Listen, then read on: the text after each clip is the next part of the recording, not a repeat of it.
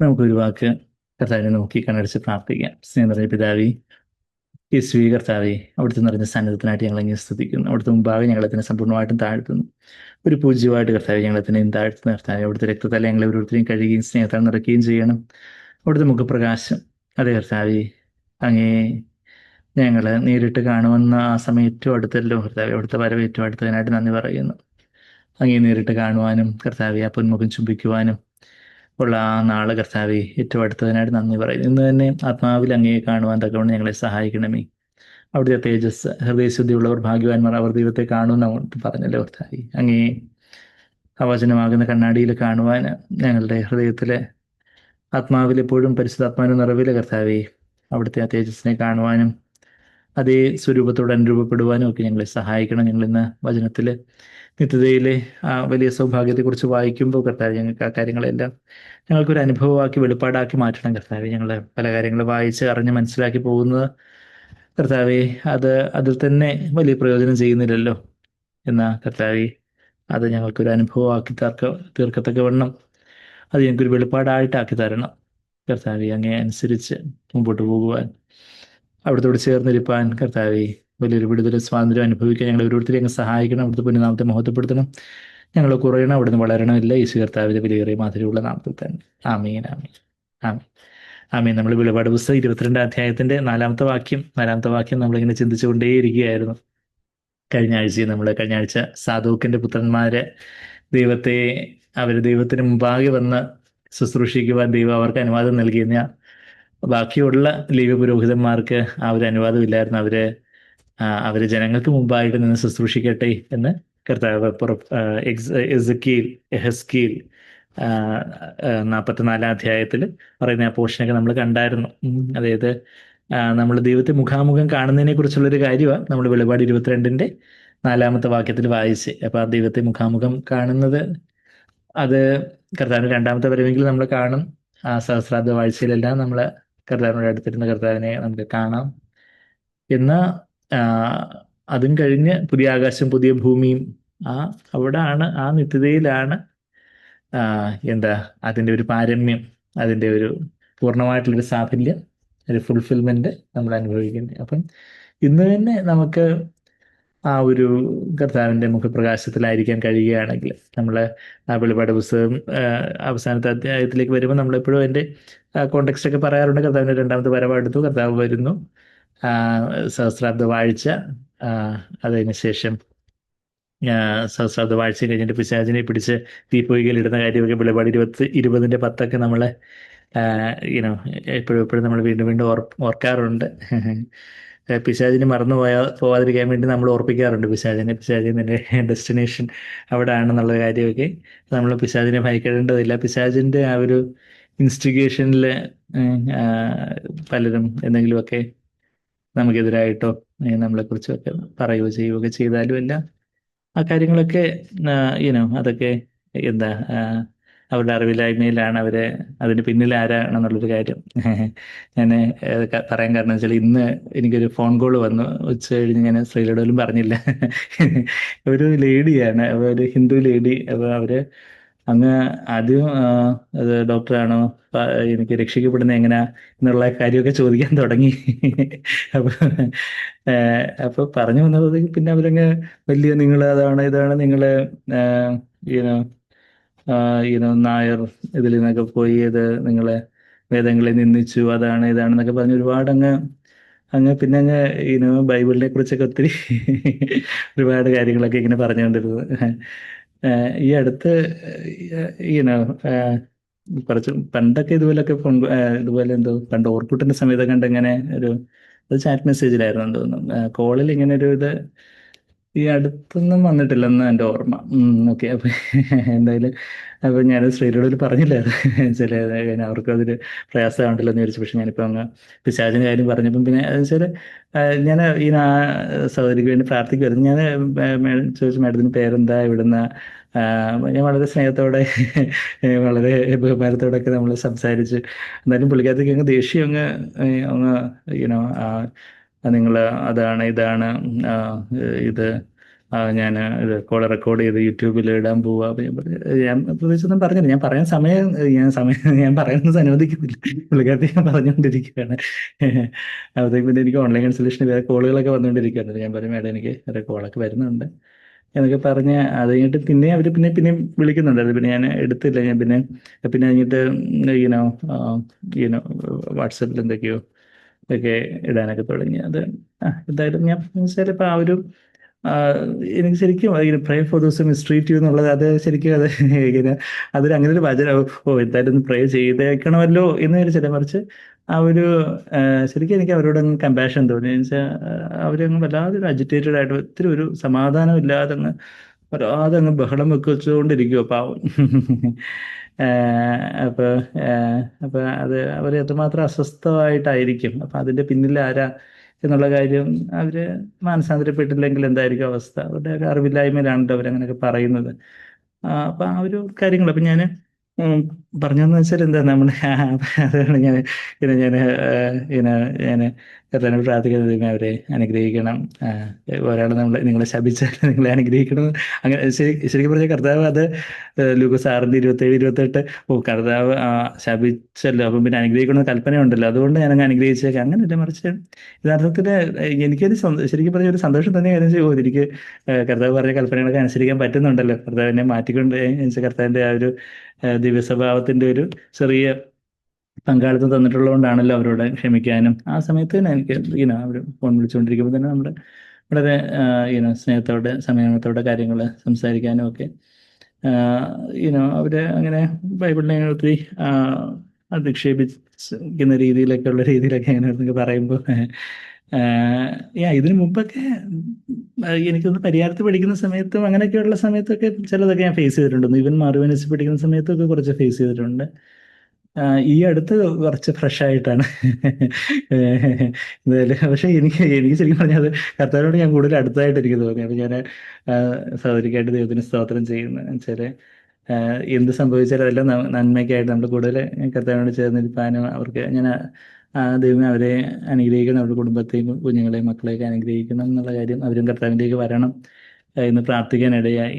അപ്പൊ ഞാൻ പറഞ്ഞതെന്ന് വെച്ചാൽ അതാ കർത്താവിന്റെ മുഖം കണ്ട് അതാ നമ്മളെ അന്ന് മുഖാമുഖം കാണുന്ന ഇന്ന് തന്നെ നമ്മളെ ഇതുപോലെ ഒരു ദേഷ്യപ്പെട്ട ഒരാള് നമ്മളോട് സംസാരിക്കുമ്പോഴും അവിടെയും കർത്താവിന്റെ മുഖത്തെ കാണാൻ നമുക്ക് സാധിക്കുന്നത്, അത് ശരിക്കും പറഞ്ഞാൽ ഒരു സൂപ്പർ നാച്ചുറൽ ആയിട്ടുള്ള കാര്യം. എനിക്ക് തന്നെ അത്ഭുതം തോന്നി. ഇത് ഞാനല്ല, അത് കർത്താവാന്ന് വെച്ചാൽ എൻ്റെ ജഡത്തിൽ നിന്ന് യാതൊരു നന്മയില്ല, എൻ്റെ ജഡത്തിൽ യാതൊരു നന്മയില്ല. റോമർ 7:18 എന്ന ആ സമയത്ത് നമുക്ക് അവരോടൊരു അവജ്ഞയോ ഒരു പ്രയാസമൊന്നും തോന്നാതെ ഇപ്പം നമ്മളിപ്പം തിരിച്ച് ഇപ്പം വേദങ്ങൾ എന്നൊക്കെ പറയുമ്പോൾ വേദങ്ങളിൽ ഇങ്ങനെ പറഞ്ഞിട്ടുണ്ടല്ലോ അങ്ങനെ പറഞ്ഞിട്ട് നമ്മളെന്തെങ്കിലും തിരിച്ച് പ്രൊവോക്കേറ്റീവ് ആയിട്ട് എന്തെങ്കിലും പറയാൻ വേണ്ടിയായിരിക്കും അവർ ഇതുപോലൊക്കെ പറയാൻ തുടങ്ങുന്നത്. അപ്പം മേ ബി അത് റെക്കോർഡ് ചെയ്ത് പിന്നെ മതത്തെ അധിക്ഷേപിച്ചെന്നൊക്കെ പറയാൻ വേണ്ടി ആയിരിക്കാം അവർ.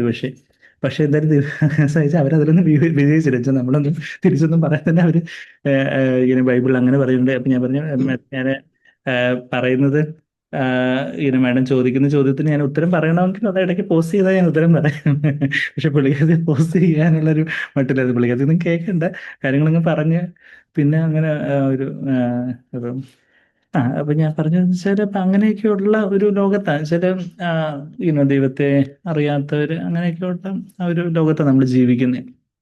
അപ്പോൾ തന്നെ അതായത് അന്ന് നിത്യതയിൽ കർത്താവിന്റെ മുഖം കണ്ട് ആരാധിക്കുക. നമ്മളെ വെളിപാട് 22-ന്റെ 4-ാമത്തെ വാക്യം, റെവലേഷൻ 22:4 നമ്മൾ അവർ എന്ന് പറഞ്ഞാൽ ആരാന്ന് വെച്ചാൽ നമ്മൾ വായിച്ചു, ഡൂളോസ് എന്ന് പറഞ്ഞാൽ അടിമദാസന്മാർ, ബോൺ സ്ലേവ്സ്, ദാസന്മാർ.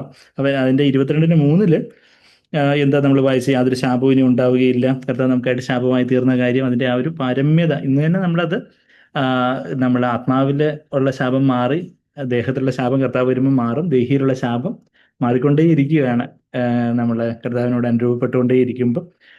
അപ്പൊ അതിന്റെ എല്ലാത്തിൻ്റെ ഒരു പാരമ്യത, ഫൈനൽ അൾട്ടിമേറ്റ് ഫുൾഫിൽമെന്റ്, പരമമായിട്ടുള്ള ഒരു സാഫല്യം അവിടെ ആ വെളിപാട് 22-ന്റെ 3-ാമത്തെ വാക്യത്തിൽ യാതൊരു ശാപവും ഇനി ഉണ്ടാവുകയില്ല. ദൈവത്തിന്റെ കുഞ്ഞാടിന്റെ സിംഹാസനം നമ്മുടെ ജീവിതത്തിൽ ആ ദൈവത്തിന്റെ കുഞ്ഞാടിന്റെ സിംഹാസനം ആയിരിക്കുന്ന കാര്യവും, അപ്പോൾ ജീവജലത്തിന് നദികൾ ഒഴുകുമെന്നുള്ള കാര്യവും, അവന്റെ ദാസന്മാർ അവനെ ആരാധിക്കും. അവന്റെ ദാസന്മാർ, ഡൂളോസ് എന്ന് പറഞ്ഞ പദമൊക്കെ നമ്മൾ കണ്ടു. ഡൂളോസ് എന്ന് പറയുമ്പോൾ ഡുയോ എന്ന് പറഞ്ഞാൽ ടു ബൈൻഡ്, ഡൂളോസ് എന്ന് പറഞ്ഞാൽ അടിമദാസ, കെട്ടപ്പെട്ടവർ, എന്നാണ് അതിൻ്റെ ആ ലിറ്ററൽ ആയിട്ടുള്ള ആ വാക്കിൻ്റെ അർത്ഥം. അപ്പോൾ കർത്താവിൻ്റെ നമ്മൾ അടിമദാസനായിട്ട് തീർന്നിട്ടുണ്ടെങ്കിൽ നമുക്ക് കർത്താവിനെ മുഖം കണ്ട് ആരാധിക്കാനൊക്കെയുള്ളൂ എന്ന് പറഞ്ഞാൽ അവർ ദൈവത്തിൻ്റെ അവൻ്റെ മുഖം കാണും. അത്രമാത്രം ഇപ്പം നമുക്കൊരാളുടെ മുഖം കാണണമെങ്കിൽ ഇപ്പം നമ്മൾ ദൂരെ പോയിരുന്ന ഇപ്പം എന്താ പറയുന്നത്, നമ്മൾ ഇപ്പോൾ ഒരു വെഡ്ഡിങ് ഫംഗ്ഷന് പോവുകയാണെങ്കിൽ എല്ലാവരുടെയും മരൻ്റെയും മധുവിൻ്റെയൊക്കെ മുഖമൊക്കെ നന്നായിട്ട് കാണണമെങ്കിൽ നമ്മൾ കുറച്ച് അടുത്ത് നിന്നിരിക്കണം. ഇന്ന് പിന്നെ ടി വിയിൽ പ്രൊജക്റ്റൊക്കെ ചെയ്തുകൊണ്ട് കുറച്ചുകൂടെ അവർക്ക് മുഖം കാണാനൊക്കെ. എന്നാൽ അല്ലെങ്കിൽ നമ്മൾ അടുത്ത് നിന്നിരുന്നാലേ നമുക്ക് മുഖം കാണത്തുള്ളൂ. അല്ലെങ്കിൽ ദൂരെ നിന്നാൽ എന്തോ ഒരു വേഗമായിട്ട് ആളെ ഇങ്ങനെ കണ്ടു എന്നുള്ളതേ ഉള്ളൂ. അപ്പം മുഖം കണ്ട് ആരാധിക്കുന്ന പറഞ്ഞാൽ ഇവരാണ് കർത്താവിനോട് ഈ അടിമദാസന്മാർ. ഇതാണ് കാന്തയായി തീരുന്ന ജയാളികൾ. ബാക്കി 60 മിനിയും 30 മിനിയും വിളയുന്നവരൊക്കെ ഉണ്ട്. അവരും രക്ഷയിൽ തന്നെ നിലനിൽക്കുവാണെങ്കിൽ അവരും ഒന്ന് സ്വർഗത്തിൽ തന്നെ കാണും. നല്ല കാര്യം. അവർ ഭാഗ്യാവസ്ഥയിലാണ്. അവർ നരകാഗ്നിയിലേക്ക് പോയില്ല. നല്ല കാര്യം തന്നെ, രക്ഷയിൽ നിന്ന് വീണു പോയില്ല. പക്ഷേ എന്നാ കർത്താവിനെ ഇന്ന് തന്നെ നമ്മുടെ ഓരോ സാഹചര്യങ്ങളിലും കർത്താവിനെ മുഖം കണ്ട് ആരാധിക്കുവാൻ ആ ഒരു നമ്മുടെ ഓരോ സാഹചര്യങ്ങളിലും നമ്മുടെ എന്ന് പറഞ്ഞ പോസ്റ്റ്മാൻ ഒരു ആരുടെ ഒരു ചീത്ത വിളിക്കുന്ന ലെറ്റർ കൊണ്ടു തന്നാൽ നമ്മൾ പോസ്റ്റ്മാനോട് തട്ടിക്കയറത്തില്ല. എന്ന് വെച്ചാൽ പോസ്റ്റ്മാൻ അത് കൊണ്ടു തന്നതേ ഉള്ളൂ, വേറെ ആരും അയച്ചതാ എന്ന് പറയുന്നത് പോലെ ആരെങ്കിലും നമ്മളോട് തട്ടിക്കയറുമ്പോൾ അത് വേറൊരു ഒറിജിനൽ നിന്ന് വന്നതാ. അത് അവരുടെ ജഡം പിശാചിന്റെ ഒരു പപ്പറ്റായിട്ട് ആ ഒരു കളിപ്പാവയായിട്ടായിരിക്കുന്നതുകൊണ്ട് അങ്ങനെയുള്ള ദേഷ്യവും കോപവും വിദ്വേഷവും ചീത്തവിളിയൊക്കെ അങ്ങനെ ഉള്ള കാര്യങ്ങളൊക്കെ വരുന്നത്. അപ്പം അങ്ങനെ ആയിരിക്കുമ്പം എന്താ നമ്മള് പാനപാത്രം കൊണ്ടുവന്ന യൂദാസിനെ അവിടെ കർത്താവ് തട്ടിക്കറിയില്ല. ഇത് പിതാവ് തന്ന പാനപാത്രം ഞാൻ കുടിക്കേണ്ടതല്ലയോ എന്നാണ് അവിടെ യോഹന്നാൻ 18-ാം അധ്യായത്തിന് 11-ാമത്തെ വാക്യത്തിൽ നമ്മൾ വായിക്കുന്നത്. അപ്പം ആ ഒരു ഓരോ സമയത്ത് അതാ ദൈവത്തെ കാണും, അവർ കർത്താവിന് മുഖം കാണും എന്ന് പറയുമ്പോൾ ഹൃദയശുദ്ധിയുള്ളവർ ഭാഗ്യവാന്മാർ. എനിക്ക് തോന്നുന്നു ഞാൻ ഈ ഒരു കുറച്ചുകൂടെ ഒരു അനുഭവത്തിൽ ഇത് കുറച്ചുകൂടെ പറയാൻ വേണ്ടിയായിരിക്കും ദൈവം ഇന്ന് ഒരു പ്രിയ സഹോദരി അതിനായിട്ട് ഒരുക്കിയത്. ചിലപ്പോൾ കുറച്ചുകൂടെ നമുക്ക് പ്രായോഗികമായ സാഹചര്യങ്ങളിൽ കർത്താവിൻ്റെ മുഖം ശരിയാണ്. നമ്മുടെ പല ഞെരുക്കങ്ങളും പല പ്രയാസങ്ങളും പല ഇതിലൂടെയൊക്കെ പോകുമ്പോഴൊക്കെ കർത്താവിനെ നമ്മൾ മുഖം കാണുന്നതെന്ന് നമുക്ക് ഇടയ്ക്കിടയ്ക്കൊക്കെ ഇതുപോലെയൊക്കെയുള്ള നല്ല അനുഭവങ്ങൾ ദൈവം തരുന്നത് എത്ര വലിയൊരു ഭാഗ്യാവസ്ഥയാണ്. അപ്പോൾ അങ്ങനെയുള്ളപ്പോൾ സന്തോഷിച്ച് ഞാൻ തുള്ളിച്ചാടാൻ എനിക്ക് അക്ഷരമായിട്ട് തുള്ളിച്ചാടാനൊന്നും പറ്റിയില്ല, പക്ഷെ ആത്മാവിൽ തുള്ളിച്ചാടി. സോ അതുകൊണ്ട് എന്താ നമ്മൾ ഹൃദയശുദ്ധിയുള്ളവർ ഭാഗ്യവാന്മാർ, അവർ ദൈവത്തെ കാണും. എവിടെ പറഞ്ഞിരിക്കുന്നത്? മത്തായി 5-ാം അധ്യായത്തിന് 8-ാമത്തെ വാക്യം. Blessed are the pure in heart for they shall see God. ഞാൻ പണ്ട് ഞങ്ങൾ പഠിച്ച ലൂർദ് സ്കൂളിൻ്റെ മോട്ടോ ആയിട്ട് the pure in heart will see God എന്നായിരുന്നു എന്ന് പറഞ്ഞ കാര്യമൊക്കെ നിങ്ങൾ ഓർക്കുന്നുണ്ടായിരിക്കും. അപ്പം അവരും നമ്മുടെ ഹൃദയം ഇന്ന് ശുദ്ധമാണോ? നമുക്കൊരു ശുദ്ധ മനസാക്ഷി ആദ്യമായിട്ട് വേണം. ശുദ്ധ ഹൃദയവും ശുദ്ധ മനസാക്ഷിയും വളരെ റിലേറ്റഡ് ആയിട്ടുള്ള കാര്യമാണ്. ബന്ധപ്പെട്ട കാര്യങ്ങളാണെങ്കിലും കുറച്ച് വ്യത്യസ്തമുള്ള കാര്യങ്ങളെ നമ്മൾ സാങ്ക്ടിഫൈ നമ്മൾ കേട്ടിട്ടുണ്ട്. ശുദ്ധ മനസാക്ഷി എന്ന് പറഞ്ഞാൽ നമുക്കെതിരെ നമ്മൾ കുറ്റപ്പെടുന്ന യാതൊന്നുമില്ല. അതായത് എല്ലാം ഒരു ക്ലീൻ കോൺഷ്യൻസ്. നമ്മൾ ക്ഷമിക്കാനുള്ളവർ ക്ഷമിച്ചു, ക്ഷമ ചോദിക്കാനുള്ളവർ ക്ഷമ ചോദിച്ചു, തിരിച്ചു കൊടുക്കേണ്ട എന്തെങ്കിലും ഉണ്ടെങ്കിൽ എത്രയും വേഗം തിരിച്ചു കൊടുക്കാനായിട്ട് നമ്മൾ അതിനായിട്ട് മനസ്സ് വെച്ചിരിക്കുന്നു. ഇപ്പം ചിലര് കഴിഞ്ഞ ദിവസം തന്നെ ആളായിട്ട് ചോദിച്ചു, ഇങ്ങനെ ഡോക്ടർ ഞാനിങ്ങനെ ഒരു കടത്തിൻ്റെ ഒരു ലോണും കാര്യങ്ങളും കടവും കുറച്ച് കാര്യങ്ങളും ഒക്കെ ഉണ്ട്. അപ്പോൾ ബൈബിൾ പ്രകാരം അങ്ങനെ കടത്തിലായിരിക്കുന്നത് നല്ലൊരു കാര്യമല്ലെന്ന് വചനത്തിൽ നിന്ന് മനസ്സിലായി.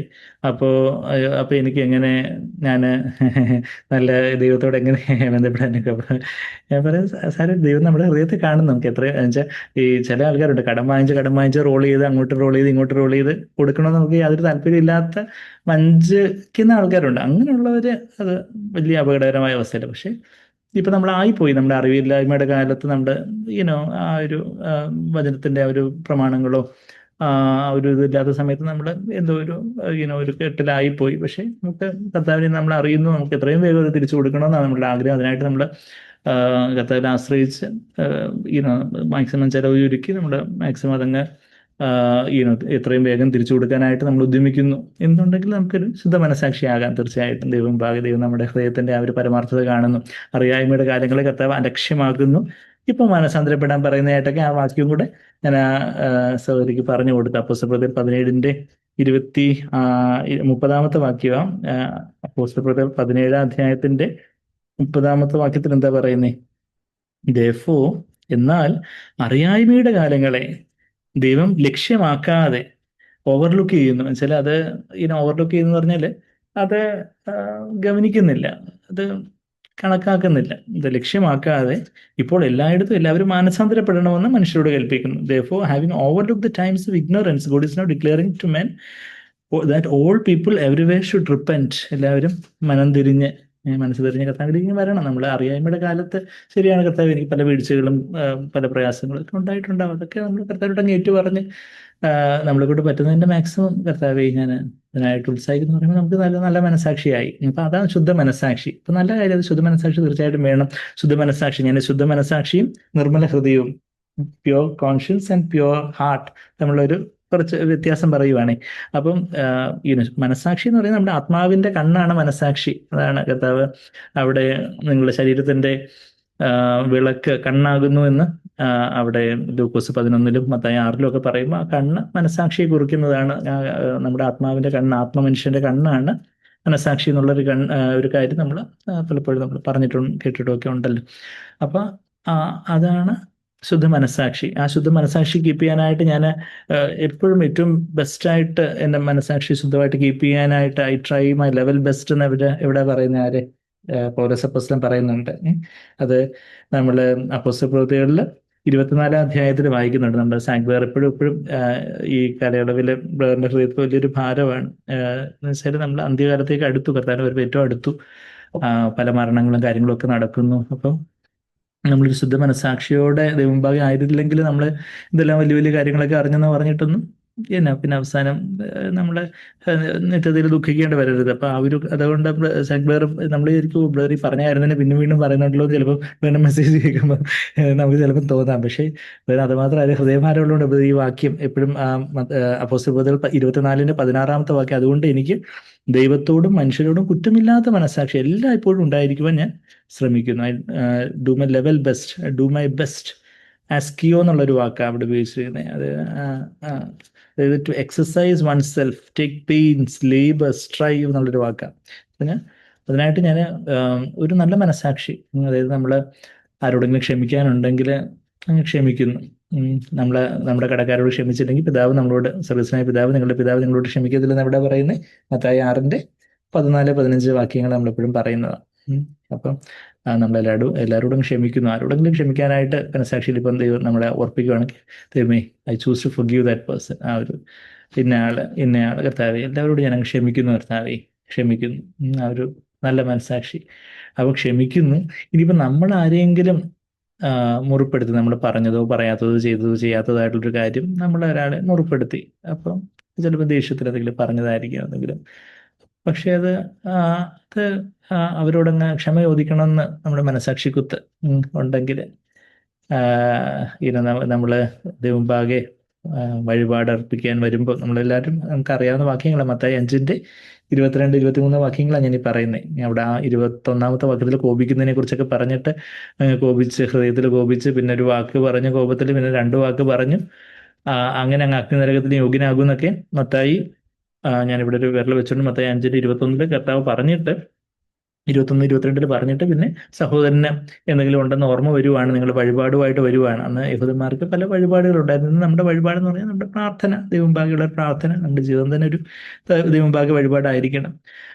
അങ്ങനെ ആ വഴിപാടുമായിട്ട് നമ്മൾ വരുമ്പോൾ ഇവിടെ നമ്മൾ ഓർക്കുവാണ് നമ്മുടെ സഹോദരനെ സഹോദരിക്ക് നമുക്കെതിരായിട്ട് എന്തോ ഉണ്ട്. അപ്പം എന്താ ഞാനിവിടെ വായിക്കുന്ന എവിടെ മത്തായി 5:23 വായിക്കുന്നത്. അപ്പം നമ്മൾ എന്ത് ചെയ്യണം? ആദ്യം 24 വാക്യത്തിൽ സ്റ്റോപ്പ് പ്രേയിങ്, നിങ്ങൾ പ്രാർത്ഥിക്കേണ്ട എന്ന് പറയുന്നൊരു വാക്യം എന്ന് സാങ്ക് വരുന്നതിന് നമ്മൾ കേട്ടിട്ടുണ്ട്. എന്താ സ്റ്റോപ്പ് പ്രേയിങ് എന്ന് പറഞ്ഞാൽ? എല്ലായിടത്തും ബൈബിളിൽ പ്രാർത്ഥിക്കാനാണ് പറഞ്ഞത്, ഇവിടെ പറയുന്നത് സ്റ്റോപ്പ് പ്രേയിങ്.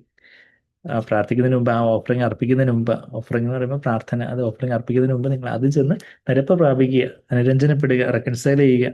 ശരി, നമ്മളൊന്ന് വിളിച്ചോ ചെന്നോ കണ്ടോ എങ്ങനെയെങ്കിലും ഒന്ന് കമ്മ്യൂണിക്കേറ്റ് ചെയ്ത് അങ്ങ് ക്ഷമ പറഞ്ഞ് നമ്മളൊരു ശുദ്ധ മനസാക്ഷി. ഇനി അവർ ഹൃദയത്തിൽ നിന്ന് വെറുതെ ഒരു സോറി, വെറുതെ ഒരു എന്തെങ്കിലും എല്ലാം ചെയ്ത് കഴിഞ്ഞിട്ട് സോറി എന്നങ്ങ് ക്ഷമിച്ചാണ്, എനിക്ക് ശുദ്ധ മനസാക്ഷിയാണ് അതുകൊണ്ട് സോറി പിടിച്ചു, അങ്ങനെ ഒരു ഇതിലല്ലേ, കുറച്ച് ഹൃദയംഗമായിട്ട് ക്ഷമിക്കണം. ഞാൻ അങ്ങനെ ഉദ്ദേശിച്ചല്ല. അങ്ങനെ ഒരു വാക്ക് വന്നുപോയി, അല്ലെങ്കിൽ അങ്ങനെ ഒരു പ്രവൃത്തി വന്നുപോയി, ക്ഷമിക്കണം. അപ്പം അങ്ങനെ ഒരു സോറി എന്ന് പറയുമ്പോൾ എന്താ, നമ്മൾക്കൊരു ശുദ്ധ മനസാക്ഷിയായി. അപ്പം നമ്മൾ ക്ഷമിക്കാനുള്ളത് ക്ഷമിച്ചും പിന്നെ ക്ഷമ ചോദിക്കാനുള്ളത് ക്ഷമ ചോദിച്ചും പിന്നെ എന്തെങ്കിലും തിരിച്ചു കൊടുക്കാനുള്ള റെസ്റ്റിറ്റ്യൂഷൻ, എന്തെങ്കിലും തിരിച്ചു കൊടുക്കാനുള്ള നമ്മൾ ടാക്സ് വെട്ടിച്ചു, അങ്ങനെ അല്ലെങ്കിൽ വേറെ എന്തെങ്കിലും ആർക്കെങ്കിലും തിരിച്ചു കൊടുക്കാനുള്ളത്, എന്തെങ്കിലും ബുക്സ് നമ്മുടെ കയ്യിലുണ്ട് പക്ഷെ തിരിച്ച് ഞാൻ കൊടുത്തില്ല, അല്ലെങ്കിൽ എന്തെങ്കിലും ഒക്കെ ഉണ്ടെങ്കിൽ എത്രയും നേരത്തെ കൊടുക്കാനായിട്ട് നമ്മളെ ആ, അതിനായിട്ടത് ഒരു മനസ്സ് വെക്കുന്നു. അങ്ങനെ ഒരു ശുദ്ധ മനസ്സാക്ഷി. അപ്പൊ അതാണ് ക്ലീൻ കോൺഷ്യൻസ്. പക്ഷെ പ്യോർ ഹാർട്ട് എന്ന് പറയുന്നത് is more than A clean conscience. ശുദ്ധ ഹൃദയം എന്ന് പറയുമ്പോൾ അവിടെ നമുക്ക് ദൈവമുമ്പാകെ കുറ്റം വിധിക്കുന്ന ഒന്നും ഇല്ല എന്നുള്ളൊരു കാര്യം മാത്രമല്ല, മറിച്ച് ആ, ശുദ്ധ ഹൃദയം എന്ന് പറയുമ്പോൾ അവിടെ നമ്മുടെ ഹൃദയത്തിൽ ദൈവം മാത്രമേ ഉള്ളൂ. Singleness, singleness, singleness of desire is a purity of heart എന്ന് പണ്ടൊരു കെ ഒ ജോൺ എന്ന് പറഞ്ഞൊരു ഡോക്ടറായിട്ടുള്ള ഒരു സാറ് പണ്ട് പറഞ്ഞിട്ട് അവിടെ ഓർക്കുന്നുണ്ട്. സിംഗിൾനെസ് ഓഫ് ഡിസയർ, അതായത് നമ്മുടെ ഹൃദയത്തിൽ ഒരു ആഗ്രഹമേ ഉള്ളൂ, അതാണ് ഹൃദയത്തിന്റെ ഒരു പ്യൂരിറ്റി എന്ന് പറഞ്ഞാൽ കർത്താവിനെ മാത്രമേ ഞാൻ ഹൃദയത്തിൽ ആഗ്രഹിക്കുന്നുള്ളൂ. എനിക്ക് സ്വർഗത്തിൽ എനിക്ക് ആരുള്ളൂ, ഭൂമിയിൽ അങ്ങനെയല്ലാതെ ഞാൻ വേറൊന്നും ആഗ്രഹിക്കുന്നില്ല. ആസാഫ് 73-ാം സങ്കീർത്തനത്തിന് 25-ാമത്തെ വാക്യത്തിൽ പറഞ്ഞതുപോലെ അത് എപ്പോഴേ നമുക്ക് പറ്റുകയുള്ളൂ, നമുക്കായിട്ട് പറ്റത്തില്ല ഒരിക്കലും. പരിശുദ്ധാത്മാവിനെ നിർവഹിക്കും. ഈവൻ ശുദ്ധ മനസാക്ഷിക്ക് പോകണം, മനസാക്ഷിക്കായാലും പരിശുദ്ധാത്മാവിനെ പ്രേരണയ്ക്ക് നമ്മൾ കീഴടങ്ങിയാലേ പറ്റുള്ളൂ. എന്നാൽ ആ ഒരു ശുദ്ധ ഹൃദയത്തിനായിട്ട് പരിശുദ്ധാത്മാവ് നമ്മളങ്ങ് നിറയണം. നമ്മളെ തന്നെ അങ്ങ് സമ്പൂർണ്ണമായിട്ട് ഒരു വട്ടപൂജ്യമായിട്ട് ഏൽപ്പിച്ച് കർത്താവേ അവിടുത്തെ ആത്മാവിനാൽ അങ്ങ് എന്നെ നിറയ്ക്കണം. ഞാൻ എന്താ ഈ പെട്ടെന്ന് ഈ വെളിപാടിൽ നിന്ന് പെട്ടെന്ന് നമ്മൾ മത്തായിലോട്ട് അപ്പോസ്തലപ്രവൃത്തിയിലോട്ടൊക്കെ പോയേ?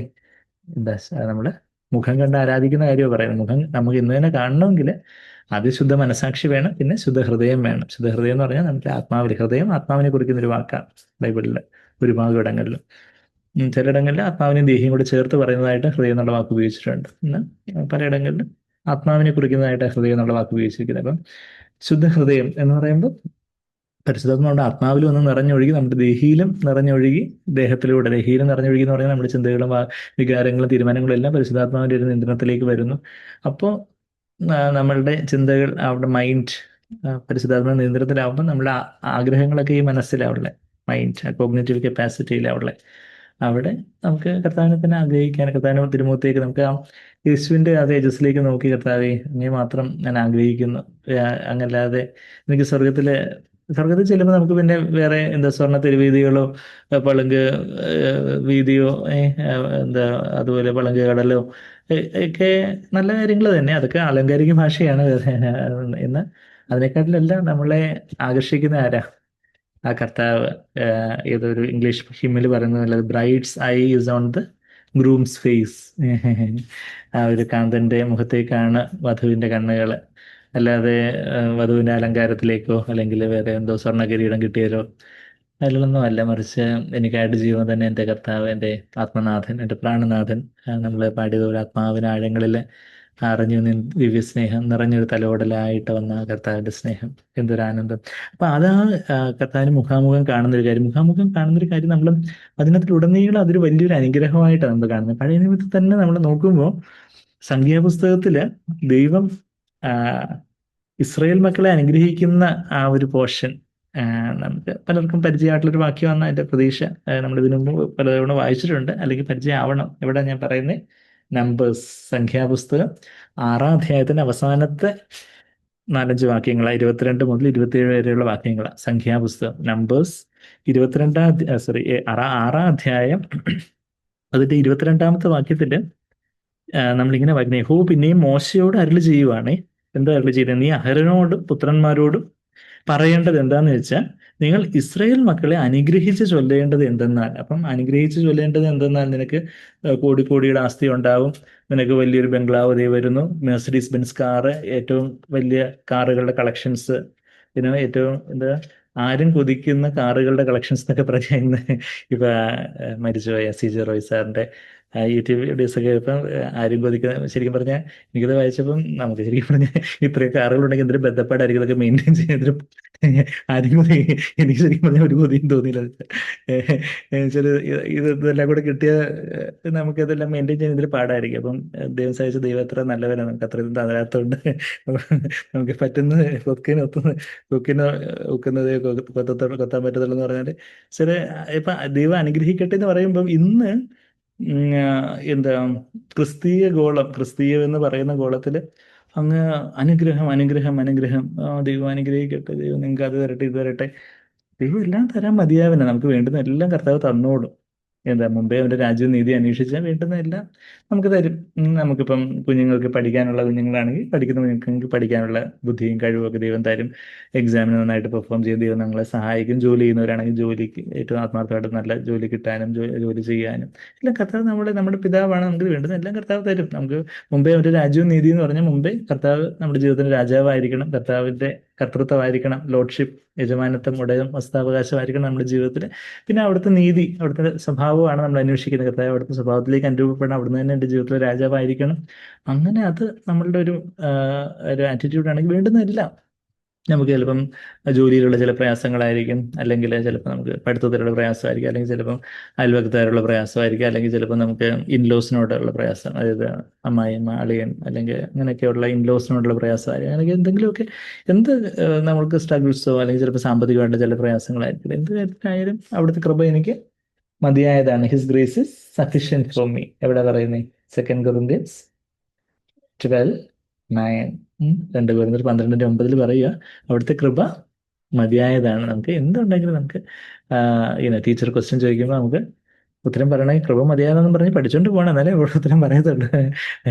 പക്ഷെ പഠിക്കാൻ ദൈവം സഹായിക്കും. അപ്പം അവിടെ ഓർത്തെടുത്ത് ഉത്തരം പറയാനും ദൈവം സഹായിക്കും. ഓരോ കാര്യത്തിലും നമുക്ക് നമ്മളിപ്പോൾ ഒരു സ്പോർട്സ് ഇവന്റിൽ പങ്കെടുക്കുന്നു, അല്ലെങ്കിൽ ഒരു കോമ്പറ്റീഷനിൽ പങ്കെടുക്കുന്നു, എല്ലാവരും കർത്താവ് നമ്മളെ സഹായിക്കും. അപ്പോൾ ഞാൻ പറയുന്നത് വെച്ചാൽ അതൊക്കെ അനുഗ്രഹമാണ്, അതെല്ലാം അനുഗ്രഹമാണ്. പക്ഷേ എന്താണ് പറയുന്നത്, നമുക്ക് ഭൗതിക അനുഗ്രഹങ്ങൾ മാത്രം കണ്ണു നട്ട് നമുക്ക് കൂടുതൽ കൂടുതൽ പണം പണം പണം പണം, അല്ലെങ്കിൽ ആ ഒരു അല്ലെങ്കിൽ രോഗസൗഖ്യം, തീർച്ചയായിട്ടും രോഗങ്ങളെ സൗഖ്യമാക്കാൻ കർത്താവിന് കഴിയും, അത് യാതൊരു ഡൗട്ടും ഇല്ല. എന്നാൽ കർത്താവ് എപ്പോഴും അത്ഭുതകരമായിട്ട് സൗഖ്യമാക്കണമെന്നുമില്ല. പലരും ചോദിക്കും, ഡോക്ടറെ അങ്ങ് പ്രാർത്ഥിച്ചാൽ മതിയോ, ഡോക്ടർ അങ്ങ് പ്രാർത്ഥിച്ചാൽ മതി, അങ്ങ് സൗഖ്യമാക്കുമല്ലോ, അപ്പം പിന്നെ ഞങ്ങൾക്ക് മരുന്നൊന്നും വേണ്ടല്ലോ, പിന്നെ മരുന്നിൻ്റെ പൈസയും കൂടെ ലാഭിക്കാമെന്നായിരിക്കും ചിലപ്പോൾ അവർ ഉള്ളിൽ പറഞ്ഞത്. പക്ഷേ അപ്പം ഞാൻ പറയും, തീർച്ചയായിട്ടും ഞാൻ പ്രാർത്ഥിക്കാം. പക്ഷേ പ്രാർത്ഥിച്ച് അതങ്ങ് മാറിയില്ല എന്നുണ്ടെങ്കിൽ പിന്നെ എന്താ അടുത്ത സ്റ്റെപ്പ്? ദൈവം തന്നെ അനുവദിച്ചിട്ടുള്ള പ്രൊവിഷൻസ് ഉണ്ട്. അപ്പം ദൈവം അത് ശരിയാണ്. ദൈവം സൗഖ്യമാക്കാൻ മതിയായവനാണ്. ആക്കിയ അനുഭവങ്ങൾ നമുക്ക് എല്ലാവർക്കും ഉണ്ട്. എന്ന് ഒരു പക്ഷേ കർത്താവിന് സൗഖ്യമാക്കിയില്ലെങ്കിലും ഞാൻ കർത്താവിനെ തള്ളി പറയത്തില്ല. എവിടെ? ദാനിയേലിന്റെ പുസ്തകം 3:17 ആരാ ഇത് പറയുന്നേ? ശദ്രക്, മേശക്, അബേദ്നെഗോ പറയുക, എന്താ കർത്താവ് ഞങ്ങളെ തീയിൽ നിന്ന് വിടുവിക്കും. ഞാനിവിടെ സംഖ്യാപുസ്തകം 6 ഉള്ളത്. ഞാനിവിടെ ദാനിയേൽ 3:14-15 എൻ്റെ ഓർമ്മ. ദാനിയേൽ 3 അധ്യായത്തിലേക്ക് നമുക്ക് പെട്ടെന്ന് ചാടാം. എഹെസ്കേൽ കഴിഞ്ഞ് ദാനിയേൽ 3 അവിടെ ശദ്രക്, മേശക്, അബേദ്നെഗോ എന്ന് പറയുന്ന നല്ല ചുറുചുറുക്കുള്ള 3 ചെറുപ്പക്കാർ, അവരെ പിടിച്ച് ഈ പ്രതിമയെ വണങ്ങിയില്ലെന്നും പറഞ്ഞുകൊണ്ട് എന്ത് ചെയ്യുക? തീക്കകത്ത് കൊണ്ടിടുക. അപ്പം പറയുവാണ്, even if he does not, അതെ 17-18, ദാനിയേൽ 3 17-18 വാക്യത്തിൽ എന്താ പറയുന്നത്? ഞങ്ങൾ സേവിക്കുന്ന ദൈവത്തിന് ഞങ്ങളെ വിടുവിക്കുവാൻ കഴിയുമെങ്കിൽ അവൻ ഞങ്ങളെ എരിയുന്ന തീച്ചൂളയിൽ നിന്ന് രാജാവിന്റെ കയ്യിൽ നിന്ന് വിടുവിക്കും. If it be so, our God whom we serve is able to deliver us. കഴിയുമെങ്കിൽ, എനിക്കൊന്ന് മലയാളം പരിഭാഷ അത്ര അങ്ങ് ക്ലിയർ ആയോ എന്ന് എനിക്കറിയത്തില്ല. ഹീസ് ഏബിൾ ടു ഡെലിവർ, കർത്താവിന് കഴിയും എന്നാണ് അവിടെ പറയുന്നത്. അല്ലെങ്കിലും even if he does not, ഇനിയിപ്പം ഒരുപക്ഷെ വിടുവിച്ചില്ലെങ്കിൽ തന്നെ ഇരിക്കട്ടെ, അവന് വിടുവിക്കാൻ കഴിയും. കർത്താവിന് സൗഖ്യമാക്കാൻ കഴിയും. കർത്താവിന് നമ്മുടെ ഒരു പ്രയാസമുള്ള സിറ്റുവേഷനിൽ വിടുവിക്കാൻ കഴിയും. പക്ഷെ ഇനിയിപ്പോൾ അഥവാ വിടുവിച്ചില്ലെങ്കിലും എന്താ, ഞങ്ങൾ രാജാവിന്റെ ദേവന്മാരെ സേവിക്കുകയില്ല, രാജാവ് നിർത്തിയ സ്വർണ്ണബിംബത്തെ സംസ്കരിക്കുകയില്ലെന്ന് അറിഞ്ഞാലേ എന്ന് ഉത്തരം പറഞ്ഞു. അതാണ് നമ്മൾ ദാനിയേൽ 3:17-18 വാക്യങ്ങൾ വരുന്നത്. തിരിച്ച് നമ്മൾ സംഖ്യാപുസ്തകത്തിലേക്ക് ഞാൻ വരുക. നമ്മൾ വെളിപാട് 22:4 ഇങ്ങോട്ട് ചാടി ചെയ്താൽ സംഖ്യാപുസ്തകം 6:22-23 ഇപ്പം ദൈവം അനുഗ്രഹിക്കുകയാണ് ഇസ്രായേൽ മക്കളെ. അപ്പം അത് ഭൗതിക അനുഗ്രഹങ്ങളല്ല, പ്രാഥമികമായിട്ടുള്ള ഭൗതിക അനുഗ്രഹങ്ങളൊക്കെ ഒരു ബോണസ് മാതിരി ദൈവം ഒരു ആഡ് ഓൺ ചെയ്യുന്ന ചില കാര്യങ്ങളാണ്. അതായത് ആരോ പറഞ്ഞതുപോലെ, നമ്മൾ ഹോട്ടലിൽ ചെന്ന് മസാല ദോശ ഓർഡർ ചെയ്ത് ചമ്മന്തിയും കിട്ടും, സാമ്പാറും കിട്ടും, ഒരു ഗ്ലാസ് വെള്ളവും കിട്ടും എന്ന് പറഞ്ഞാൽ. പക്ഷെ ഹോട്ടലിൽ ചെന്ന് ചമ്മന്തി ഓർഡർ അല്ല, ചമ്മന്തി ഫ്രീ ആണല്ലോ. അപ്പം ചമ്മന്തിയും കുറച്ച് വെള്ളവും സാമ്പാറും എനിക്ക് വേണമെന്ന് പറഞ്ഞാൽ വെയിറ്റർ ചിലപ്പോൾ വെയിറ്ററുടെ ചീത്തവിളിയായിരിക്കും കിട്ടുന്നത് എന്ന് പറഞ്ഞതുപോലെ, മസാല ദോശ ഓർഡർ ചെയ്താൽ ബാക്കിയെല്ലാം കൂടെ കിട്ടേണ്ടത് കിട്ടിക്കോളും. പക്ഷെ നമ്മൾ ബാക്കിയുള്ളതിനെ മസാല ദോശയാകുന്ന ആ ദൈവരാജ്യം, കർത്താവ് തന്നെ രാജാവായിരിക്കുന്ന ഒരവസ്ഥ, അതാണ്. അതുണ്ടെങ്കിൽ ബാക്കിയെല്ലാം അതിൻ്റെ കൂടെയൊക്കെ വന്നോളും. ബാക്കി നമുക്ക് വേണ്ടുന്ന നമുക്ക് ഭൗതികമായിട്ടുള്ള സാമ്പത്തികമായിട്ടുള്ള കാര്യങ്ങളാവട്ടെ, ആരോഗ്യപരമായിട്ടുള്ള കാര്യങ്ങളാവട്ടെ, നമ്മളുടെ ഒരു ഭൗതികമായിട്ടുള്ള ആവശ്യങ്ങളെല്ലാം കർത്താവ് നിറവേറ്റി കൊടുക്കും. പക്ഷെ നമ്മുടെ ആ ഭൗതികത്തിന്റെ പിന്നാലെ എനിക്ക് ദൈവം അത് തരണം ഇത് തരണം അത് മാത്രമാണ് നമ്മുടെ ഫോക്കസ്. അതിന്റെ പിന്നാലെ നമ്മൾ പോകുന്നതെന്നുണ്ടെങ്കിൽ അതും ഇല്ല ഇതും ഇല്ലാതായി പോകും. അപ്പൊ അതാ ഇവിടെ അനുഗ്രഹം അവിടെ പഴയ നിയമത്തിൽ തന്നെ, പഴയ നിയമത്തിലെല്ലാം ഭൗതിക അനുഗ്രഹങ്ങളാണ്. ഡിട്രോണമി ആവർത്തന 28-ലെല്ലാം പറയുന്നത്. പക്ഷെ എങ്കിൽ പഴയ നിയമത്തിൽ പോലും ദൈവത്തിന്റെ ഹൃദയത്തെ പ്രദർശിപ്പിക്കുന്ന ആ ഒരു വാക്യം, ആ പിതാവിനെ യേശു വെളിപ്പെടുത്തിയിരിക്കുന്നു പുതിയ നിയമത്തിൽ. യോഹന്നാൻ 1:18 നമ്മളത് വായിക്കുന്ന പഴയ നിയമത്തിൽ തന്നെ അവരുടെ അനുഗ്രഹം എന്താ ശരിക്കും? അതാണ് നമ്മളിപ്പം വായിച്ച മുഖപ്രകാശം. അതങ്ങനെ അനുഗ്രഹിച്ച് ചൊല്ലേണ്ടത് എന്തെന്നാൽ, നമ്മളെല്ലാവരും കിട്ടിയ എവിടെ? സംഖ്യാപുസ്തകം 6:23 വാക്യം. അനുഗ്രഹിച്ച് ചൊല്ലേണ്ടത് എന്തെന്നാൽ, യഹോവ നിന്നെ അനുഗ്രഹിച്ച് കാക്കുമാറാകട്ടെ. The Lord bless you and keep you. കാക്കുമാറാകട്ടെ. നമ്മളെ ഏതൊരു പാപത്തിൽ നിന്ന് ദൈവം നമ്മളെ കാക്കട്ടെ. പല ആപത്തനർത്ഥങ്ങളിൽ നിന്നും പല രോഗങ്ങളിൽ നിന്നും പല വീഴ്ചകളിൽ നിന്നും എല്ലാം കർത്താവ് നമ്മളെ കാക്കട്ടെ. ദുഷ്ടന്മാരുടെ കണ്ണിൽ നിന്ന് കാക്കട്ടെ. ദുഷ്ടന്മാരിൽ നിന്ന് ദുഷ്ടന്മാരിൽ നിന്ന് കാക്കപ്പെടുവാനായിട്ട് പൗലോസ് പ്രാർത്ഥിക്കുന്ന ഒരു പ്രാർത്ഥന നിങ്ങൾക്ക് അറിയാമല്ലോ. തീത്തോസിന്റെ ലേഖനത്തിലെ ഞാനിങ്ങനെ ഹാർമോണിയം വായിക്കുന്നതുകൊണ്ടൊക്കെയാണ് ബൈബിള് പറയുന്നതെന്നുള്ളതായിരുന്നു നിങ്ങൾക്ക് അറിയാം. ഒരിടത്ത് നിന്ന് ചാടി അപ്പുറത്തേക്കും ഇപ്പുറത്ത് നിന്ന് ചാടി ഇപ്പുറത്തേക്കും നമ്മളിവിടെ ഒന്ന് അല്ല, സംഖ്യാപുസ്തകത്തിൽ നിന്ന് നമ്മൾ പെട്ടെന്ന് തീത്തോസിന്റെ ലേഖനത്തില് എന്താ ആ ഒരു evil malign no one be peaceable തീത്തോസ്. ഞാൻ 1 തെസ്സലോനിക്കർ ഒന്ന് എടുത്ത് നോക്കിക്കോട്ടെ. 1 തെസ്സലോനിക്കർ 4 അവസാനത്തെ അധ്യായത്തിലാണെന്ന് തോന്നുന്നു. അതായത് പ്രൊട്ടക്ടസ് ഫ്രം ഈവിൾ മെൻ. കൊളോസ്യറിലാണോ നോക്കട്ടെ, സോറി. കൊളോസ്യറിൽ, അതായത് കൊളോസ്യർ 4-ലായിരിക്കും. കൊളോസ്യർ 4 അതായത് ഓക്കെ അവിടെ തിന്മ ചെയ്യുന്ന ദുഷ്ടന്മാരിൽ നിന്ന്, തിന്മയിൽ നിന്ന് നമ്മളെ കാക്കുന്നതിനെ കുറിച്ചുള്ളൊരു വാക്യം മോസ്റ്റ് ഓഫ് ദിസ് എവിടെയോ അങ്ങനെ ഒരു വാക്യം എനിക്ക് പെട്ടെന്ന് ഇപ്പം കണ്ടുപിടിക്കാൻ പറ്റുന്നില്ല. ആർക്കെങ്കിലും കണ്ടെങ്കിൽ the Lord will protect us from evil men എന്ന് പറയുന്നൊരു വാക്യം. അത് പിന്നീടാണെങ്കിലും പിന്നീട് ആരെങ്കിലും കണ്ടുപിടിച്ചെങ്കിൽ പറയാം, അല്ലെങ്കിൽ നമുക്ക് പിന്നീടാണെങ്കിലും അത് പൗലോസ് പ്രാർത്ഥിക്കാനായിട്ട് പറയുമ്പോൾ ഞങ്ങൾക്ക് വേണ്ടി അങ്ങനെ പ്രാർത്ഥിക്കണമേ എന്ന് പറയുന്നൊരു ഓക്കെ. ഏതായാലും പീപ്പോസിന്റെ ലേഖനത്തിലോ എല്ലാം തോന്നുന്നു. ഏതായാലും അങ്ങനെ ഒരു വാക്യം ഉണ്ട്. The Lord will keep us from evil men എന്നുള്ളൊരു വാക്യം. അപ്പൊ ഏതായാലും അങ്ങനെയൊക്കെയുള്ള ദുഷ്ടന്മാരുടെ പല കെണികളും പിശാചിന്റെ ആ ഒരു പല ചതിക്കെണികളും കാര്യങ്ങളും ഒക്കെ, അങ്ങനെയൊക്കെയുള്ള കാര്യങ്ങളിൽ നിന്നൊക്കെ ദൈവം നമ്മളെ കീപ്പ് ചെയ്യും. The Lord shall keep U എന്നുള്ളൊരു വാക്യം. Evil one. 2 തെസ്സലോനിക്കർ 2 തെസ്സലോനിക്കർ 3:3 സിമിലറായിട്ടൊരു വാക്യം ഉണ്ടെന്ന് തോന്നുന്നു. നോക്കട്ടെ. അത് തന്നെയാണെന്ന് തോന്നുന്നു. ഓക്കെ. അത് പക്ഷെ പിശാചിനെ ഉദ്ദേശിച്ചാ പറയുന്നത് അവിടെ. 2 തെസ്സലോനിക്കർ 3:3 കർത്താവ് വിശ്വസ്തൻ, അവൻ നിങ്ങളെ ഉറപ്പിച്ച് ദുഷ്ടന്റെ കയ്യിൽ അകപ്പെടാതെ വേണം കാത്തുകൊള്ളും. അത് പിശാചിനെ കുറിച്ചാണ് പറയുന്നത്. ആ ഒരു ദുഷ്ടരായ മനുഷ്യരെ കുറിച്ചും പറയുന്ന ഒരു കാര്യമുണ്ട്.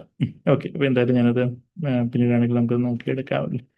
അപ്പൊ എന്തായാലും നമുക്ക് തിരിച്ച് എങ്ങോട്ട് നമ്മൾ വരുന്നേ? നമ്മുടെ സംഖ്യാപുസ്തകത്തിൽ ദൈവം നമ്മളെ കീപ്പ് ചെയ്യട്ടെ, നമ്മൾ കാക്കുമാറാകട്ടെ. ദൈവം അവിടുന്ന് നമ്മളുടെ കാലടികളെ കാക്കും എന്നുള്ള കാര്യമൊക്കെ സങ്കീർത്തനം 121 സങ്കീർത്തനത്തിലൊക്കെ നമ്മളുടെ വരവും പോക്കും ഒക്കെ കർത്താവ് കാക്കുന്ന കാര്യമൊക്കെ നമ്മൾ വായിക്കുന്നുണ്ട്. ഇസ്രായേലിന്റെ ദൈവം, ഇസ്രായേലിന്റെ കാവൽക്കാരൻ ഉറങ്ങുന്നുമില്ല, ഉറക്കം തൂങ്ങുന്നുമില്ല. അവിടുന്ന് നമ്മളുടെ ഗമനത്തെയും ആഗമനത്തെയൊക്കെ കാക്കും. 121 സങ്കീർത്തനത്തിലെ വാക്യം ഞാൻ വായിക്കാം. 121 അതിന്റെ 8-ാമത്തെ വാക്യം, അവസാനത്തെ വാക്യം, 8-ാമത്തെ വാക്യം. 121 സങ്കീർത്തനത്തിന്റെ 8-ാമത്തെ വാക്യം. യഹോവ നിന്റെ ഗമനത്തെയും ആഗമനത്തെയും ഇന്നു മുതൽ എന്നേക്കും പരിപാലിക്കും. അതാ 4-ാമത്തെ വാക്യത്തിൽ ഇസ്രായേലിന്റെ പരിപാലകൻ മയങ്ങുകയില്ല, ഉറങ്ങുകയില്ല. യഹോവ നിന്റെ പരിപാലകൻ, യഹോവ നിന്റെ വലതുഭാഗത്ത് നിനക്ക് തണൽ. പകൽ സൂര്യനെങ്കിലും രാത്രി ചന്ദ്രനെങ്കിലും നിന്നെ ബാധിക്കുകയില്ല. യഹോവ ഒരു ദോഷം തട്ടാതെ നിന്നെ പരിപാലിക്കും. അപ്പൊ നിന്റെ പ്രാണനെ പരിപാലിക്കും. ലോർഡ് കീപ്പ് യു എന്നുള്ള കാര്യമാണ് ഞാൻ പറയുന്നത്. ദൈവത്തിന്റെ ഒരു അനുഗ്രഹം എന്ന് പറയുമ്പോൾ ദൈവം നമ്മളെ കീപ്പ് ചെയ്യുന്നു. പാപത്തിൽ നിന്ന് വീഴാതെ കീപ്പ് ചെയ്യുന്നു.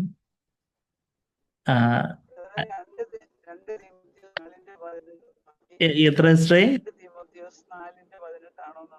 നോക്കട്ടെ എസ്ട്രേ. Thank you. നോക്കട്ടെ. അതെ അതെ, 2 തിമോത്തിയോസ് 4:18.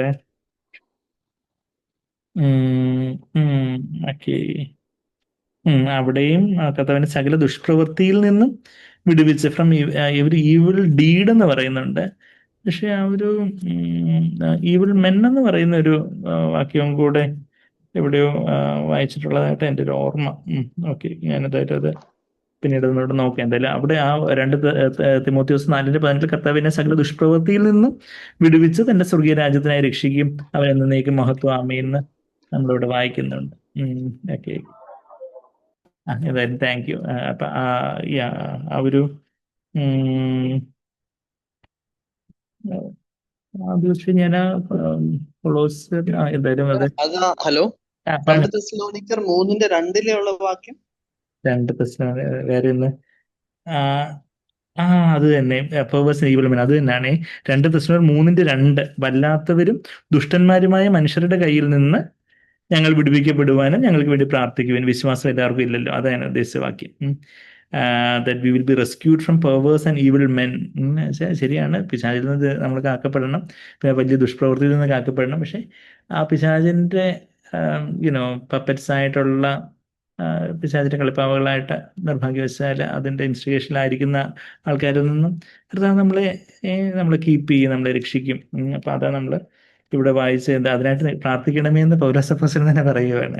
അപ്പൊ നിങ്ങൾ എനിക്ക് വേണ്ടി പ്രാർത്ഥിച്ചാട്ടെ. അപ്പം വല്ലാത്തവരും ദുഷ്ടന്മാരുമായ മനുഷ്യരുടെ കയ്യിൽ നിന്ന് ഞങ്ങൾ വിടുവിക്കപ്പെടുവാനും ഞങ്ങൾക്ക് വേണ്ടി പ്രാർത്ഥിക്കുവാൻ. വിശ്വാസം എല്ലാവർക്കും ഇല്ലല്ലോ, നോട്ട് ഓൾ ഹാവ് ഫെയ്ത്ത്, എല്ലാവർക്കും വിശ്വാസം ഇല്ല. അപ്പം വല്ലാത്ത ഇന്ന് ലോകത്തിൽ അവർ വല്ലാത്തവരും ദുഷ്ടന്മാരുമായിട്ട് മനുഷ്യർ ഒക്കെ ഉണ്ട്. നമ്മൾ അവരോട് ക്ഷമിക്കുന്നവർക്ക്, അവരെ അനുഗ്രഹിക്കുന്നവർക്ക് ദൈവം നന്മ വരുത്തട്ടെ. അവർ തീർച്ചയായിട്ടും മാനസാന്തരപ്പെട്ട് അവർ കർത്താവിൻ്റെ രാജ്യത്തിലായിരിക്കും. തീർച്ചയായിട്ടും ഞാനത് വിശ്വസിക്കുന്നു. അങ്ങനെയൊക്കെയുള്ള ദൈവം കൊണ്ടുവരും. ഈവൻ ഗ്രഹാം സ്റ്റെയിൻസിനെ വന്ന കൂട്ടത്തിലുള്ളവർ പോലും മാനസാന്തരപ്പെട്ട കാര്യങ്ങളും ഹമാസ് തീവ്രവാദിയിൽ നിന്നൊക്കെ മാനസാന്തരപ്പെട്ട ആൾക്കാരുടെ കാര്യങ്ങളും ഒക്കെ നമ്മളൊക്കെ കേൾക്കാറുണ്ട്. അപ്പം ദൈവത്തിന് തീർച്ചയായിട്ടും എല്ലാം സാധിക്കും, ദൈവം അവരെ കൊണ്ടുവരും. പക്ഷെ അവരുടെ ആ ഈവിൾ സ്കീംസ് അങ്ങനെയൊക്കെയുള്ള ആ കാര്യങ്ങളിൽ നിന്നൊക്കെ ദൈവം അറിയാതെ അനുവദിക്കാതൊന്നും സംഭവിക്കത്തില്ല. അപ്പൊ അതാ ലോർഡ് കീപ് യു. അപ്പം കർത്താവിന്റെ മുഖപ്രകാശം ത്തിന്റെ കാര്യം പറയുന്നതിന് മുമ്പായിട്ട് ദൈവം നിങ്ങളെ കീപ്പ് ചെയ്യട്ടെ, Lord bless you and keep U. അതാണ് നമ്മൾ സംഖ്യാപുസ്തകം, ഞാൻ തിരിച്ച് സംഖ്യാപുസ്തകത്തിലേക്ക് ഇനി വരുവാണെങ്കിൽ നിങ്ങൾ സഹോദരങ്ങളെ വചനങ്ങളൊക്കെ എടുത്ത് സഹായിച്ചതിന് താങ്ക് യു.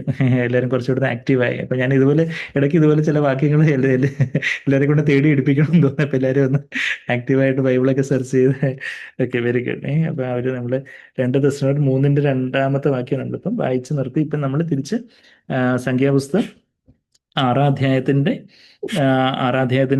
24-ാമത്തെ വാക്യം, യഹോവ നിന്നെ അനുഗ്രഹിച്ച് കാക്കുമാറാകട്ടെ, ലോർഡ് കീപ് യു. അത് കഴിഞ്ഞിട്ടാ പറയുന്നേ, ഞാൻ ഇതിലേക്കാണ് നമ്മൾ വന്നത്. 25-ാമത്തെ വാക്യം സംഖ്യാപുസ്തകം 6:25 എന്താ പറയുന്നത്? യഹോവ തിരുമുഖം നിന്റെ മേൽ പ്രകാശിപ്പിച്ച് നിന്നോട് കൃപയുള്ളവനാകട്ടെ. ആ ഒരു കൃപ എന്ന് പറയുന്ന ആ ഒരു അത് പഴയ നിയമത്തില് ഫേവർ എന്നുള്ളൊരു അർത്ഥത്തിലേ ആ ഒരു കൃപ എന്നുള്ള വാക്ക് ഉപയോഗിച്ചിട്ടുള്ളൂ. പുതിയ യേശുവിലൂടെ വന്ന അതുവരെ പഴയ നിയമത്തിൽ ഇല്ലാതിരുന്ന ഒരു കൃപയാണ് യേശുവിലൂടെ വന്നതെന്നൊക്കെ നമ്മൾ യോഹന്നാന്റെ സുവിശേഷം 1:17 നമ്മൾ വായിക്കുന്നുണ്ട്. എന്നാൽ ആ പഴയ നിയമത്തിന്റെ ആ ഒരു വെളിച്ചത്തിൽ അവിടെയുള്ള ഒരു അന്ന് അവൈലബിൾ ആയിരുന്ന, യേശുവിന് മുമ്പേ അവൈലബിൾ ആയിരുന്ന ആ ഒരു കൃപ, അതാ നമ്മളവിടെ വായിക്കുന്ന ആ ഒരു യേശുവിലൂടെ വന്ന ഒരു ദൈവത്തിന്റെ സ്പെഷ്യൽ, യേശുവിലൂടെ വന്ന ഒരു സത്യവും കൃപയും ഉണ്ട്. എന്നാൽ അതിനു മുമ്പ് ദൈവത്തിന്റെ ഒരു ഫേവർ എന്നുള്ളൊരു അർത്ഥത്തിൽ, ദൈവത്തിന്റെ അനുഗ്രഹം, കൃപ എന്നുള്ള അർത്ഥത്തിൽ യഹോവ തിരുമുഖം നിന്റെ മേൽ, അത് നമ്മളിവിടെ വായിക്കുന്ന യഹോവ തിരുമുഖം നിന്റെ മേൽ പ്രകാശിപ്പിച്ച് നിന്നോട് കൃപയുള്ളവനാകട്ടെ. അതിന്റെ പിന്നെ 26-ാമത്തെ വാക്യത്തിൽ യഹോവ തിരുമുഖം നിന്റെ മേൽ ഉയർത്തി നിനക്ക് സമാധാനം നൽകുമാറാകട്ടെ, കൃപ നൽകുമാറാകട്ടെ, സമാധാനം നൽകുമാറാകട്ടെ. Grace and piece. നമ്മൾ പുതിയ നിയമത്തിൽ ലേഖനങ്ങൾ വായിക്കുമ്പം പത്രോസും പൗലോസും ഒക്കെ എങ്ങനെ ഗ്രീറ്റ് ചെയ്യുന്നത്? Grace and peace be to you. നിങ്ങൾക്ക് കൃപയും സമാധാനം ഉണ്ടാകുമാറാകട്ടെ. കൃപ പരിശുദ്ധാത്മാവിന്റെ ശക്തി, നമ്മളുടെ ആത്മാവിനെ ശക്തിപ്പെടുത്തുന്ന പരിശുദ്ധാത്മാവിന്റെ ശക്തിയാണ് കൃപ. പിന്നെ ആ പരിശുദ്ധാത്മാവിന്റെ ഫലമാണ് എന്താ? സമാധാനം. ആ ഒരു ദൈവത്തോടും മനുഷ്യരോടുള്ള സമാധാനം, നമ്മുടെ ഹൃദയത്തിലുള്ള ഒരു സമാധാനം. അപ്പൊ അങ്ങനെ ആ ഒരു യഹോവ തിരുമുഖം നിന്റെ മേൽ ഉയർത്തി എന്തൊക്കെയാ നമുക്ക് ആ ഒരു കൃപ, നമുക്ക് ഓരോ സാഹചര്യത്തിലും വേണ്ടുന്ന ഒരു കൃപ, ദൈവത്തിന്റെ ശക്തി, പാപത്തെ ജയിക്കാനുള്ള ശക്തി, വേണ്ടുന്നത് പോലെ സംസാരിക്കാനുള്ള ഒരു ശക്തി, വേണ്ടുന്ന പോലെ ക്ഷമിക്കാനോ പറയാനോ പ്രവർത്തിക്കാനോ വേണ്ടുന്ന കാര്യങ്ങളൊക്കെ പറയാനോ ഒക്കെ ഉള്ള ആ ഒരു ശക്തി. പിന്നെ ദൈവം നമുക്ക് തരേണ്ട ആ ഒരു സമാധാനം ഓരോ സാഹചര്യത്തിലും നമ്മൾ പാലം കുലുങ്ങിയാലും കേളം കുലുങ്ങിയാലും എന്ന് പറയുന്നത് പോലെ ആ ഒരു വലിയൊരു സമാധാനം, വലിയൊരു കഥാൻ്റെ ഒരു വലിയൊരു ആ ഒരു പീസ് ഓഫ് മൈൻഡ്. അപ്പോൾ ആ ഒരു അത് വലിയൊരു അനുഗ്രഹമായിട്ട്, അപ്പം ദൈവത്തിൻ്റെ തിരുമുഖം, നമ്മളിപ്പോൾ ദൈവത്തിൻ്റെ തിരുമുഖം കണ്ട് ആരാധിക്കുന്ന കാര്യം നമ്മളവിടെ വെളിപാട് പുസ്തകം 22:4 നമ്മൾ വായിച്ചപ്പം യഥാർത്ഥത്തിൽ പരിശുദ്ധാത്മാവിൻ്റെ നിറവിൽ യേശുവിൻ്റെ തിരുമുഖം നമ്മൾ കാണുമ്പോൾ നമുക്ക് ദൈവത്തിന് കൃപയും സമാധാനവും ഒക്കെ കിട്ടും. ഇങ്ങനെ അവർ ഇസ്രായേൽ മക്കളുടെ മേൽ എൻ്റെ നാമം വയ്ക്കണം, ഞാൻ അവരെ അനുഗ്രഹിക്കും. അപ്പം ദൈവത്തിൻ്റെ ആഗ്രഹം അന്ന് മുതലേ ആ പഴയ ഉടമ്പടിയിൽ തന്നെയും അത് ദൈവത്തിന് ചെയ്യുന്നതിൽ ഒരു പരിധി ഉണ്ടായിരുന്നു. എന്താ വെച്ചാൽ ആത്മാവ് എപ്പോഴും മരിച്ച അവസ്ഥയിൽ തന്നെ ആയിരുന്നു. പഴയ നിയമത്തിലെ ആൾക്കാരുടെ കല്ലുപോലുള്ള ഹൃദയമായിരുന്നു, ഈ മാംസമായ ഹൃദയമൊക്കെ. പുതിയ നിയമത്തിൽ പുതിയ നിയമത്തെക്കുറിച്ചുള്ള ഒരു പ്രവചനമാണ് നമ്മുടെ എഹെസ്കേൽ 36:26 വായിക്കുന്നത്. എന്നാൽ അന്ന് പരിശുദ്ധാത്മാവ് ആത്മാവിലേക്ക് കടന്നു ചെല്ലാൻ തക്കവണ്ണം നമ്മളുടെ ജഡമാകുന്ന തിരശ്ശീല ചീന്തപ്പെടുവാനുള്ള ഒരു ഓപ്പർച്യൂണിറ്റി അങ്ങനെ ഒരു അവസരം ഒന്നും ഇല്ലായിരുന്നു. അത് യേശുവിൻ്റെ ക്രൂശ് മരണത്തിലൂടെ അതിവിശുദ്ധ സ്ഥലത്തേക്കുള്ള പ്രവേശനം ഉണ്ടായിട്ടുള്ളത്, നമ്മുടെ ആത്മാവിലേക്ക് ദൈവത്തിൻ്റെ പ്രവേശനം യേശുവിൻ്റെ ക്രൂശ് മരണത്തിലൂടെ സാധ്യമായിട്ടുള്ളൂ എന്നുള്ള കാര്യമൊക്കെ നമുക്കറിയാം. എന്നാൽ പഴയ നിയമത്തിലെ ദൈവത്തിൻ്റെ ആഗ്രഹം ഈ ഒരു കർത്താവിൻ്റെ മുഖപ്രകാശം നമ്മളുടെ മേലിൽ ചൊരിഞ്ഞ് നമുക്ക് കൃപയും സമാധാനവും ഒക്കെ തരാനായിരുന്നു. നമ്മൾ സങ്കീർത്തനങ്ങൾ വായിക്കുകയാണെങ്കിൽ ഒരുപാട് വാക്യങ്ങളിൽ ദൈവത്തിൻ്റെ മുഖപ്രകാശത്തെക്കുറിച്ച് പറയുന്നുണ്ട്. ഞാൻ പെട്ടെന്ന് ആ വാക്യങ്ങൾ പെട്ടെന്ന് നമ്മളൊരു ബൈബിൾ സ്റ്റഡിയും കൂടെ ആണല്ലോ, അപ്പോൾ ഞാൻ ആ വാക്യങ്ങൾ പെട്ടെന്ന് വായിച്ചു പോകാൻ നിങ്ങൾക്ക് അത് എഴുതിയെടുക്കുകയും നോക്കുകയും ചെയ്യാമല്ലോ. നമ്മൾ പഴയ നിയമത്തിൽ പനീം എന്ന് പറഞ്ഞൊരു പനീർ എന്ന് പറഞ്ഞാൽ എനിക്ക് എല്ലാവർക്കും മനസ്സിലാവും. പനീം എന്ന് പറഞ്ഞൊരു വാക്കാണ്, പനീറല്ല പനീം എന്ന് പറഞ്ഞൊരു വാക്ക് ആ ഫേസിന് ഉപയോഗിച്ചിരിക്കുന്നത്, ആ ഫേസ് മുഖം ഉപയോഗിച്ചിരിക്കുന്ന എബ്രായ ഭാഷയിലെ വാക്ക്. അതേ വാക്ക് തന്നെ സാന്നിധ്യത്തിനും അതേ വാക്ക് തന്നെ. ആ പനി എന്നുള്ള വാക്കത്തിന് ആക്ഷരികമായിട്ടുള്ള ലിറ്ററൽ മീനിങ്, ആക്ഷരികമായിട്ടുള്ള അർത്ഥം മുഖം എന്നാണ്. ആലങ്കാരികമായ ഒരു ആത്മീയ അർത്ഥം സന്നിധി എന്നുള്ളതാണ്. അപ്പം നമ്മൾ അവിടെ ദൈവത്തിൻ്റെ മുഖത്തെക്കുറിച്ച് നമ്മൾ വായിക്കുമ്പം 4-ാം സങ്കീർത്തനം 150 സങ്കീർത്തനങ്ങളുണ്ട്. ഞാനൊരു 8 വാക്യങ്ങൾ പെട്ടെന്ന് വായിക്കുക. ഈ മുഖപ്രകാശത്തെക്കുറിച്ച് ഒരുപാട് ഇടങ്ങളിൽ പ്രതിപാദിക്കുന്നുണ്ട്. അപ്പം ഈ 4-ാം സങ്കീർത്തനത്തിൻ്റെ 6-ാമത്തെ വാക്യത്തില് എന്താ പറയുന്നേ? നമുക്ക് ആര് നന്മ കാണിക്കും എന്ന് പലരും പറയുന്നു, യഹോവേ നിന്റെ മുഖപ്രകാശം ഞങ്ങളുടെ മേൽ ഉദിപ്പിക്കണമേ. അന്ന് തന്നെ സങ്കീർത്തനക്കാരനായിട്ടുള്ള ദാവീദിനൊക്കെ ആ ഒരു കർത്താവിൻ്റെ മുഖപ്രകാശം, കർത്താവിൻ്റെ മുഖം, ഈവൻ 27-ാം സങ്കീർത്തനത്തിൽ ഇപ്പം ഞാനിപ്പോൾ 4:7 ഞാനിപ്പം വായിച്ചല്ലോ. പിന്നെ 27-ാം സങ്കീർത്തനത്തിലെ ആ വാക്യം നമുക്ക് പലർക്കും പരിചയമാണ്. എന്താ? മുഖം അന്വേഷിക്കുന്നതിനെ കുറിച്ച് അവിടെ പറയുന്നുണ്ട് അല്ലേ. 27-ാം സങ്കീർത്തനത്തില് 8-ാമത്തെ വാക്യം, എൻ്റെ മുഖം അന്വേഷിക്കുവിൻ എന്ന് നിന്നിൽ നിന്ന് കൽപ്പന വന്നു എന്ന് എൻ്റെ ഹൃദയം പറയുന്നു. യഹോവേ ഞാൻ നിന്റെ മുഖം അന്വേഷിക്കുന്നു. കർത്താവിന്റെ മുഖം അന്വേഷിക്കുന്നു. കർത്താവിന്റെ മുഖപ്രകാശം ഞങ്ങളുടെ മേൽ ഉദിപ്പിക്കണമേ. ആ ഒരു നമ്മുടെ ഇരുട്ട് നിറഞ്ഞൊരു ലോകത്താണ് ഉള്ളത്. ആ ഒരു സമയത്ത് കർത്താവിന്റെ മുഖപ്രകാശം നമ്മളിൽ ഉദിക്കുമ്പോൾ എന്താ, നമുക്ക് അവിടെ വെളിച്ചമുണ്ട്. എന്ത് ചെയ്യണം? നമ്മൾ ഇരുട്ടത്തായിരിക്കും, നമുക്ക് വഴി അറിയത്തില്ല, എങ്ങോട്ട് പോകണമെന്ന് അറിയത്തില്ല, എങ്ങോട്ട് ചുവട് വെക്കണമെന്ന് അറിയത്തില്ല. നമ്മളെ കുറ്റാക്കുറ്റ ഇരുട്ടത്ത് കാറിൽ ട്രാവൽ ചെയ്യുവാണെങ്കിൽ സ്ട്രീറ്റ് ലൈറ്റ് ഉണ്ടെങ്കിലും എത്ര വലിയ ആശ്വാസം. ഗൂഗിൾ മാപ്പ് പോലും വിശ്വസിക്കാൻ പറ്റാത്ത കാലം. ഗൂഗിൾ മാപ്പൊക്കെ നോക്കിപ്പോയ ചിലർ ഈ കായലിലും കടലിലും ഒക്കെ ചെന്ന് ചാടിയ കഥകളാണ് നമ്മൾ കേൾക്കുന്നത്. അപ്പം നമുക്ക് ആ പാതയ്ക്ക് ഒരു പ്രകാശം വേണം. ആ ഒരു കർത്താവിൻ്റെ മുഖപ്രകാശം നമ്മളുടെ ആ ഓരോ സാഹചര്യങ്ങളിലും കർത്താവേ അവിടുന്ന് ഈ സമയത്ത് എങ്ങനെയായിരിക്കും ചിന്തിച്ചത്, എങ്ങനെയായിരിക്കും പറഞ്ഞത്, എങ്ങനെയായിരിക്കും പ്രവർത്തിച്ചത്, അതുപോലെ ചെയ്യാൻ എന്നെ സഹായിക്കണമേ. അതാ കർത്താവിൻ്റെ മുഖപ്രകാശം എൻ്റെ മേൽ ഉദിപ്പിക്കണമേ. ആ കർത്താവിൻ്റെ മുഖം ഞാൻ തേടുന്നു.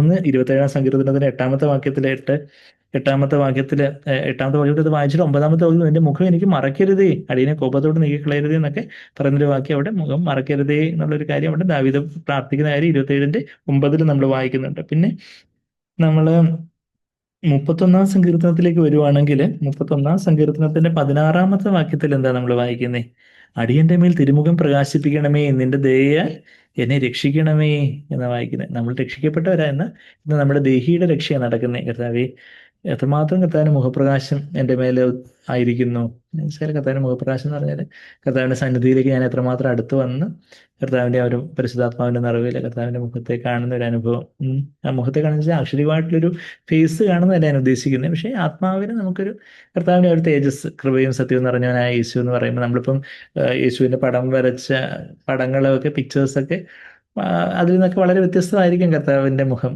ഒരുപക്ഷെ നമ്മൾ കാണുമ്പോൾ കർത്താവിന്റെ മുഖം, കർത്താവിന്റെ ആ ശരീരം മൂടിയ ആ ഒരു ഷ്രൗഡ് ഓഫ് ഒരു മൂടുപട ആ തുണിയിൽ നിന്നുള്ള ആ ഒരു എന്താ അതിൽ നിന്നുള്ള ബ്ലഡിന്റെ മാർക്സിൽ നിന്നൊക്കെയാണ് കർത്താവിന്റെ മുഖത്തിന്റെ ഏകദേശ രൂപം ചിത്രകാരന്മാർ വരച്ചിട്ടുള്ളതെന്നാണ് നമ്മൾ അങ്ങനെ ഒരു നീണ്ട മുഖമായിട്ട് അങ്ങനെ ചിത്രകാരന്മാർ വരച്ചിട്ടുള്ളത്. ആ ക്ലോത്ത് പല റിസർച്ചിലും ഒക്കെ അത് അന്നത്തെ ആ കാലയളവിലുള്ള 1-ാം നൂറ്റാണ്ടിലേതാണെന്നൊക്കെ പറയുന്നുണ്ട്. അപ്പൊ അത് എന്തോ അതിനൊരു അതിന്റെ ഷ്രൗഡ് ഓഫ് ടൂറിനോ അങ്ങനെ എന്തോ ഒരു വാക്കാണ് നമ്മുടെ പണ്ട് യോഹന്നാന്റെ സുവിശേഷം 20-ാം അധ്യായമൊക്കെ നമ്മൾ ചിന്തിക്കുന്ന സമയത്ത് നമ്മൾ ആ കാര്യങ്ങളൊക്കെ ഒന്ന് പറഞ്ഞിട്ടുണ്ടായിരുന്നു. ഷൗഡ് ഓഫ് ടൂറിനോ മറ്റോ യൂട്യൂബിൽ ഗൂഗിളിൽ സെർച്ച് ചെയ്താൽ തന്നെ അതിന്റെ ആ ലേറ്റസ്റ്റ് റിസർച്ചിലൊക്കെ തന്നെ ആ ബ്ലഡ് ഇങ്ങനെ അതിന്റെ ആ ഒരു ഇങ്ങനെ കാലയളവ് 1-ാം നൂറ്റാണ്ടിലെ ലേക്ക് ട്രേസ് ചെയ്യുന്നതായിട്ടൊക്കെ ഉള്ള കൺക്ലൂഡിങ് ചില കോൺട്രഡിക്ടറി ആയിട്ടുള്ള ചില ഈനോ ഗവേഷണ ഫലങ്ങളും ഉണ്ടായിരുന്നു. ചിലത് അതിനെ കൺക്ലൂഡിങ് ആയിട്ടും ഒക്കെ ഉള്ളതൊക്കെ ഉണ്ട്. പക്ഷെ എങ്കിലും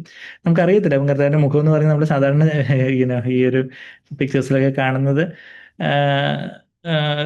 അത് എത്രമാത്രം ശരിയാണെന്ന് നമുക്കറിയില്ല. എങ്കിലും പ്രകാശം നിറഞ്ഞ കർത്താവിന്റെ മുഖം അത്രമാത്രം പ്രകാശപൂർണ്ണമായിരിക്കും. അപ്പം ഫേസിന്റെ ഷേപ്പ് നമുക്ക് അങ്ങനെ മനസ്സിലാക്കാനൊക്കത്തില്ല. കർത്താവ് വരുമ്പോൾ നമുക്കത് കാണാം. പക്ഷേ ഞാൻ പറഞ്ഞ കർത്താവിന്റെ മുഖം കാണുന്ന പറയുമ്പോൾ നമ്മൾ ആ ഒരു നമ്മൾ ഈവൻ നമ്മളുടെ സൺഡേ മീറ്റിംഗ്സിലൊക്കെ കർത്താവിന്റെ മുഖം കാണുന്നതിനെ കുറിച്ചുള്ള കാര്യങ്ങളൊക്കെ നമ്മൾ ഒത്തിരി വാക്യങ്ങളൊക്കെ ഇതിനു മുമ്പൊക്കെ നമ്മൾ ചിന്തിച്ചിട്ടുണ്ട്. അപ്പം ആത്മാവില് കർത്താവിന്റെ ആ തേജസ്, കർത്താവിന്റെ ആ ഒരു താഴ്മയുടെയും സൗമ്യതയുടെയും തേജസ്, ആ ഒരു കർത്താവിന്റെ നിസ്വാർത്ഥതയുടെയും കർത്താവിന്റെ ആ ഒരു തീക്ഷ്ണതയുടെയും കാർക്കശ്യത്തിന്റെയൊക്കെ ആ ഒരു ദിവ്യ തേജസ് കാണുന്ന ഒരു കാര്യം, അത് ആ കർത്താവിന്റെ മുഖപ്രകാശം എൻ്റെ മേലെ അയക്കണമേ എന്നുള്ള കാര്യം, അടിയന്റെ മേൽ തിരുമുഖം പ്രകാശിപ്പിക്കണമേ, നിന്റെ ദയാൽ എന്നെ രക്ഷിക്കണമേ എന്നാണ് നമ്മളിപ്പോ എവിടെ വായിച്ചേ? 31-ാം സങ്കീർത്തനത്തിന്റെ 16-ാമത്തെ വാക്യത്തിൽ വായിച്ചു.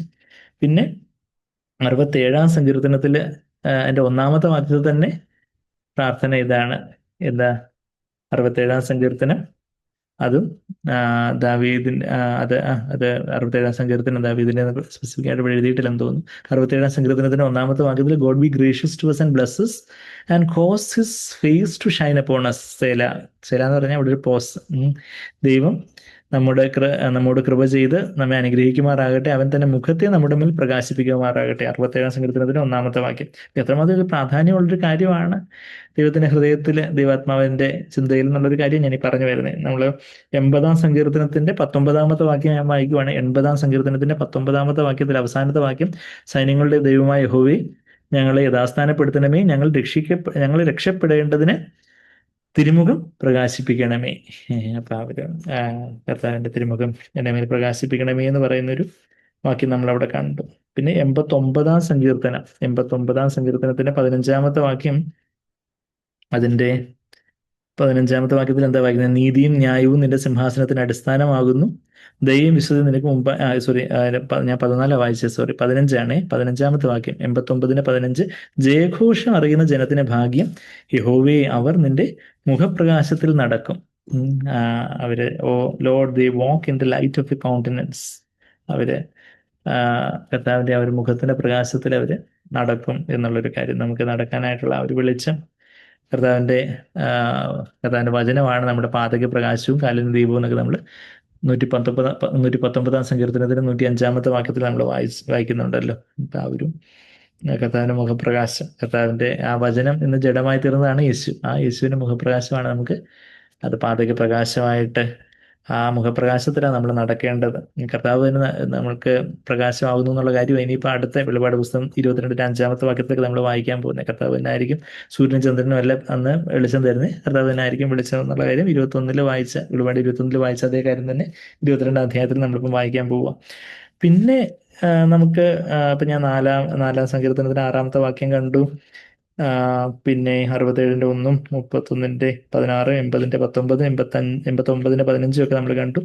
പിന്നെ ഈ 16-ന്റെ 11 നമുക്ക് എല്ലാവർക്കും അറിയാവുന്നൊരു വാക്യം, അത് നിന്റെ സന്നിധിയിൽ ആനന്ദത്തിന് പരിപൂർണതയുണ്ട് എന്നുള്ള ഒരു വാക്കാ നമ്മളെപ്പോഴും പറയുന്നൊരു വാക്യം അല്ലേ. 16-ാം സങ്കീർത്തനത്തിന്റെ 11-ാമത്തെ വാക്യം, ജീവന്റെ വഴി നീ എനിക്ക് കാണിച്ചു തരും, നിന്റെ സന്നിധിയിൽ സന്തോഷ പരിപൂർണത. ആ സന്നിധിയിൽ എന്നുള്ള വാക്ക് ശരിക്കും നമ്മൾ ഇതിനു മുമ്പ് പറയുന്നുണ്ട്, പനി എന്നുള്ള വാക്ക് അവിടെ നിന്റെ മുഖത്ത് ആനന്ദ പരിപൂർണതയും എന്നാണ് അക്ഷരികമായ ട്രാൻസ്ലേഷൻ. കർത്താവിന്റെ മുഖത്ത് ആനന്ദ പരിപൂർണതയുണ്ട്, അപ്പോൾ സന്നിധിയിൽ ആനന്ദ പരിപൂർണതയുണ്ട്. നിന്റെ വലതുഭാഗത്ത് ഇന്ന് പ്രമോദങ്ങളുണ്ട്. അതേപോലൊരു വാക്യം നമ്മൾ വേറെ എവിടെ വായിക്കുന്നേ? അതേപോലൊരു വാക്യം തന്നെ അത് കോട്ട് ചെയ്തത് അപ്പോസ്തലർ 2:25 അതിലേക്ക് പോകുന്നില്ല. പക്ഷേ 16-ാം സംഘത്തിന്റെ 11 വായിക്കുന്നത് പോലുള്ളൊരു വാക്യം നമ്മുടെ 21 സങ്കീർത്തനം 21 6-ാമത്തെ വാക്യത്തിൽ അതുപോലൊരു വാക്യം നമ്മൾ വായിക്കുന്നുണ്ട്. നീ അവനെ എന്നേക്കും അനുഗ്രഹ സമൃദ്ധിയാക്കുന്നു, നിന്റെ സന്നിധിയിലെ സന്തോഷം കൊണ്ട് അവനെ ആനന്ദിപ്പിക്കുന്നു. You make him joyful with gladness in him presence. സന്നിധിയിലെ സന്തോഷം കൊണ്ട്, അല്ലെങ്കിൽ മുഖത്തെ സന്തോഷം കൊണ്ടെന്ന് വേണമെങ്കിലും നമുക്ക് അവിടെ പരിഭാഷപ്പെടുത്താവുന്ന ഒരു വാക്കാണ് അവിടെ ഉള്ളത്. കർത്താവിന്റെ സന്നിധിയിലെ സന്തോഷം, കർത്താവിന്റെ മുഖത്തെ സന്തോഷം കൊണ്ട്. അപ്പം ഞാനീ പറഞ്ഞതെന്ന് വെച്ചാൽ നമ്മൾ കർത്താവിനോട് ഏറ്റവും ചേർന്ന് വരണമെന്ന് കർത്താവ് നമ്മളെ കുറിച്ച് ആഗ്രഹിക്കുന്ന പഴയ നിയമത്തിൽ തന്നെ അതിനായിട്ടുള്ളൊരു വാഞ്ച ദാവീദിനും ഈ സങ്കീർത്തനക്കാർക്കും ഒക്കെ എത്ര ഒരു വാഞ്ച ഉണ്ടായിരുന്നു. മോശയിലൂടെ ദൈവം ജനത്തെ അനുഗ്രഹിക്കുമ്പോഴൊക്കെ അതായിരുന്നു ദൈവത്തിന്റെ ഹൃദയത്തിന്റെ ഭാരം. എൻ്റെ മുഖപ്രകാശം അവരുടെ മേൽ വന്ന് അവർക്ക് കൃപയും സമാധാനവും ഒക്കെ ലഭിക്കണം എന്നുള്ളൊരു കാര്യം.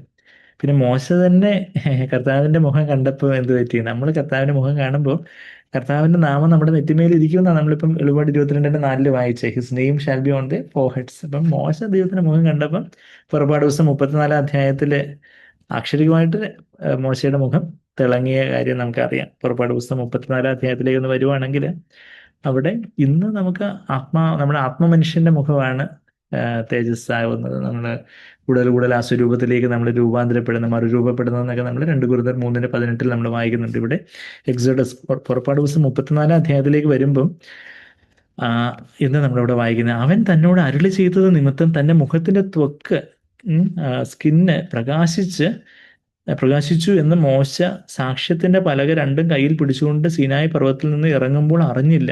മോശ അറിഞ്ഞില്ല. പക്ഷെ ബാക്കിയുള്ളവർ കാണുമ്പോൾ മോശയുടെ മുഖം ഇങ്ങനെ തിളങ്ങുകയായിരുന്നു.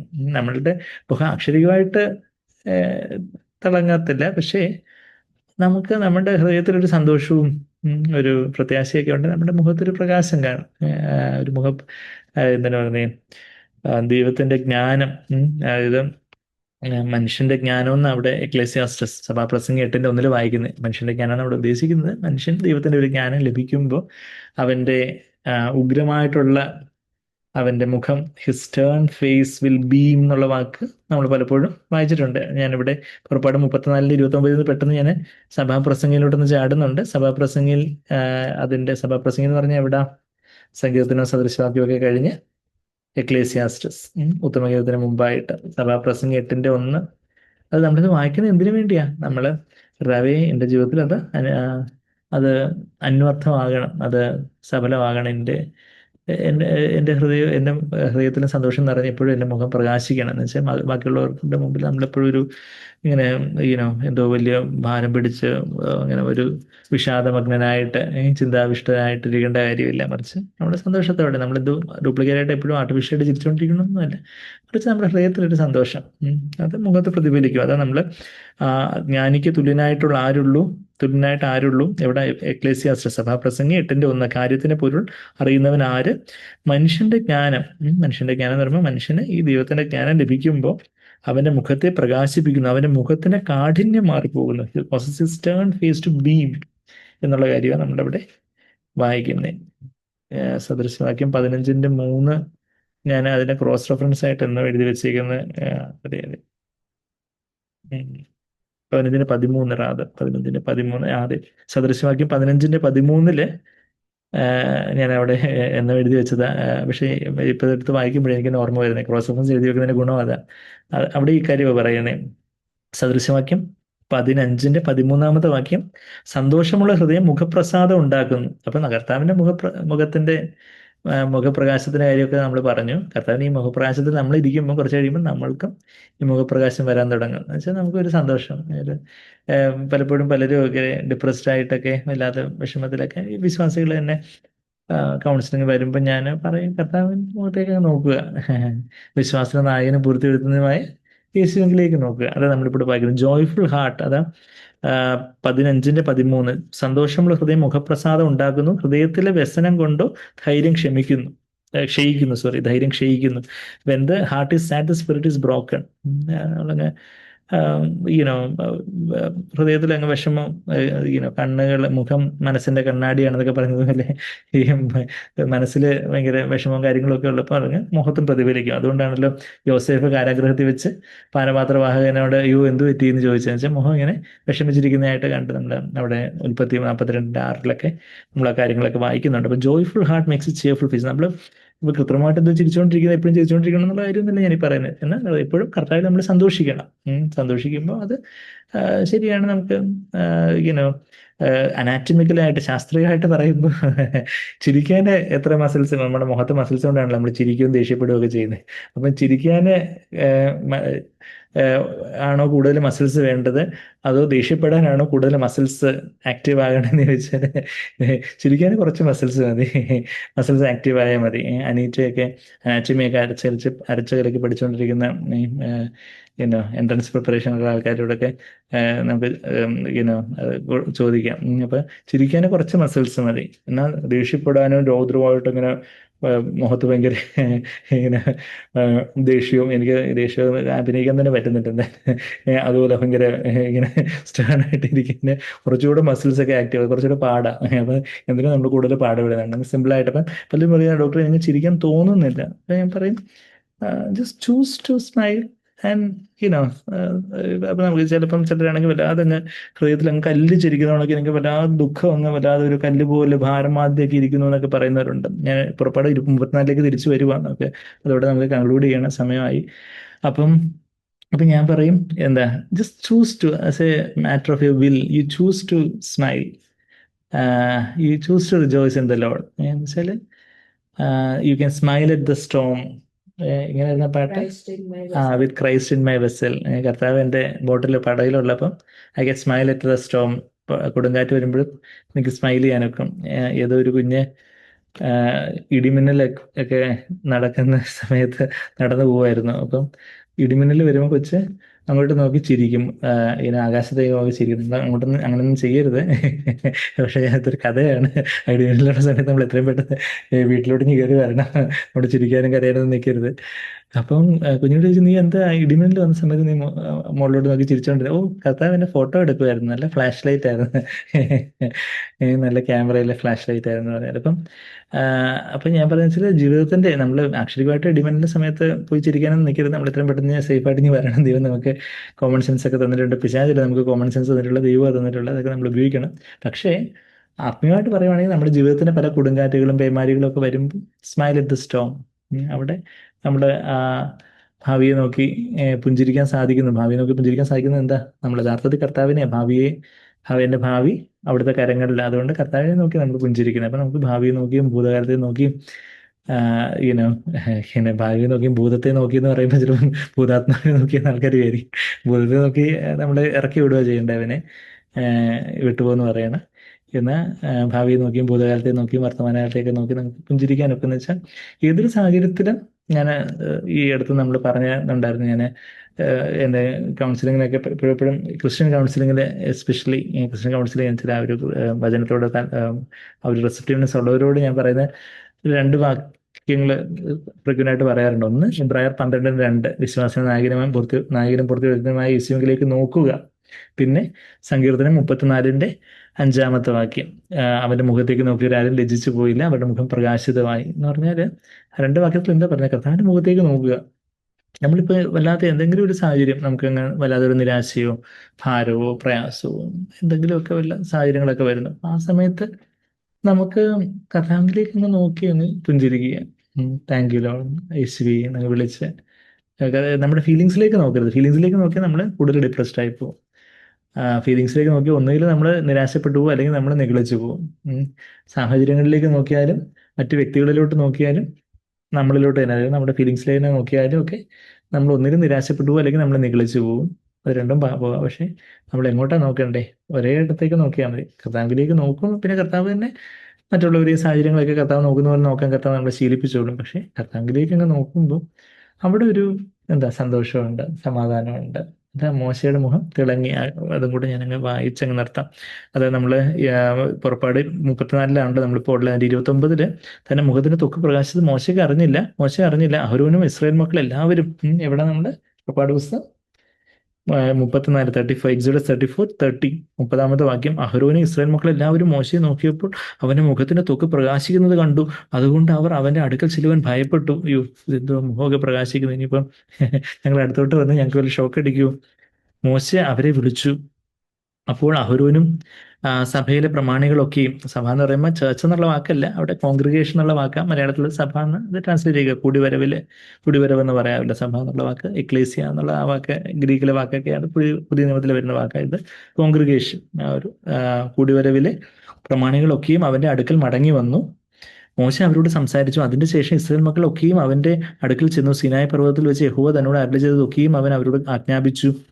മോശ അവരോട് സംസാരിച്ചു കഴിഞ്ഞപ്പോൾ അവൻ തന്റെ മുഖത്ത് ഒരു മൂടുപട ഇട്ടു. സംസാരിച്ചു കഴിഞ്ഞപ്പോൾ ഒരു മൂടുപട ഇട്ടു. ഇത് നമ്മൾ 2 കൊരിന്ത്യർ 3 വായിക്കുന്നുണ്ട്, അതിലേക്കൊന്നും പോകാൻ നമുക്ക് സമയമില്ല. മോശ യഹോവയോട് സംസാരിക്കേണ്ടതിന് അവന്റെ സന്നിധാനത്തിൽ കടക്കുമ്പോൾ പുറത്തു വരുവോളം മൂടുപടം നീക്കിയിരിക്കും. അപ്പൊ ദൈവത്തിന്റെ സന്നിധിയിലേക്ക് ചെല്ലുമ്പോൾ പുറത്തു വരുന്നിടം വരെ മൂടുപടമൊക്കെ അങ്ങ് നീക്കും.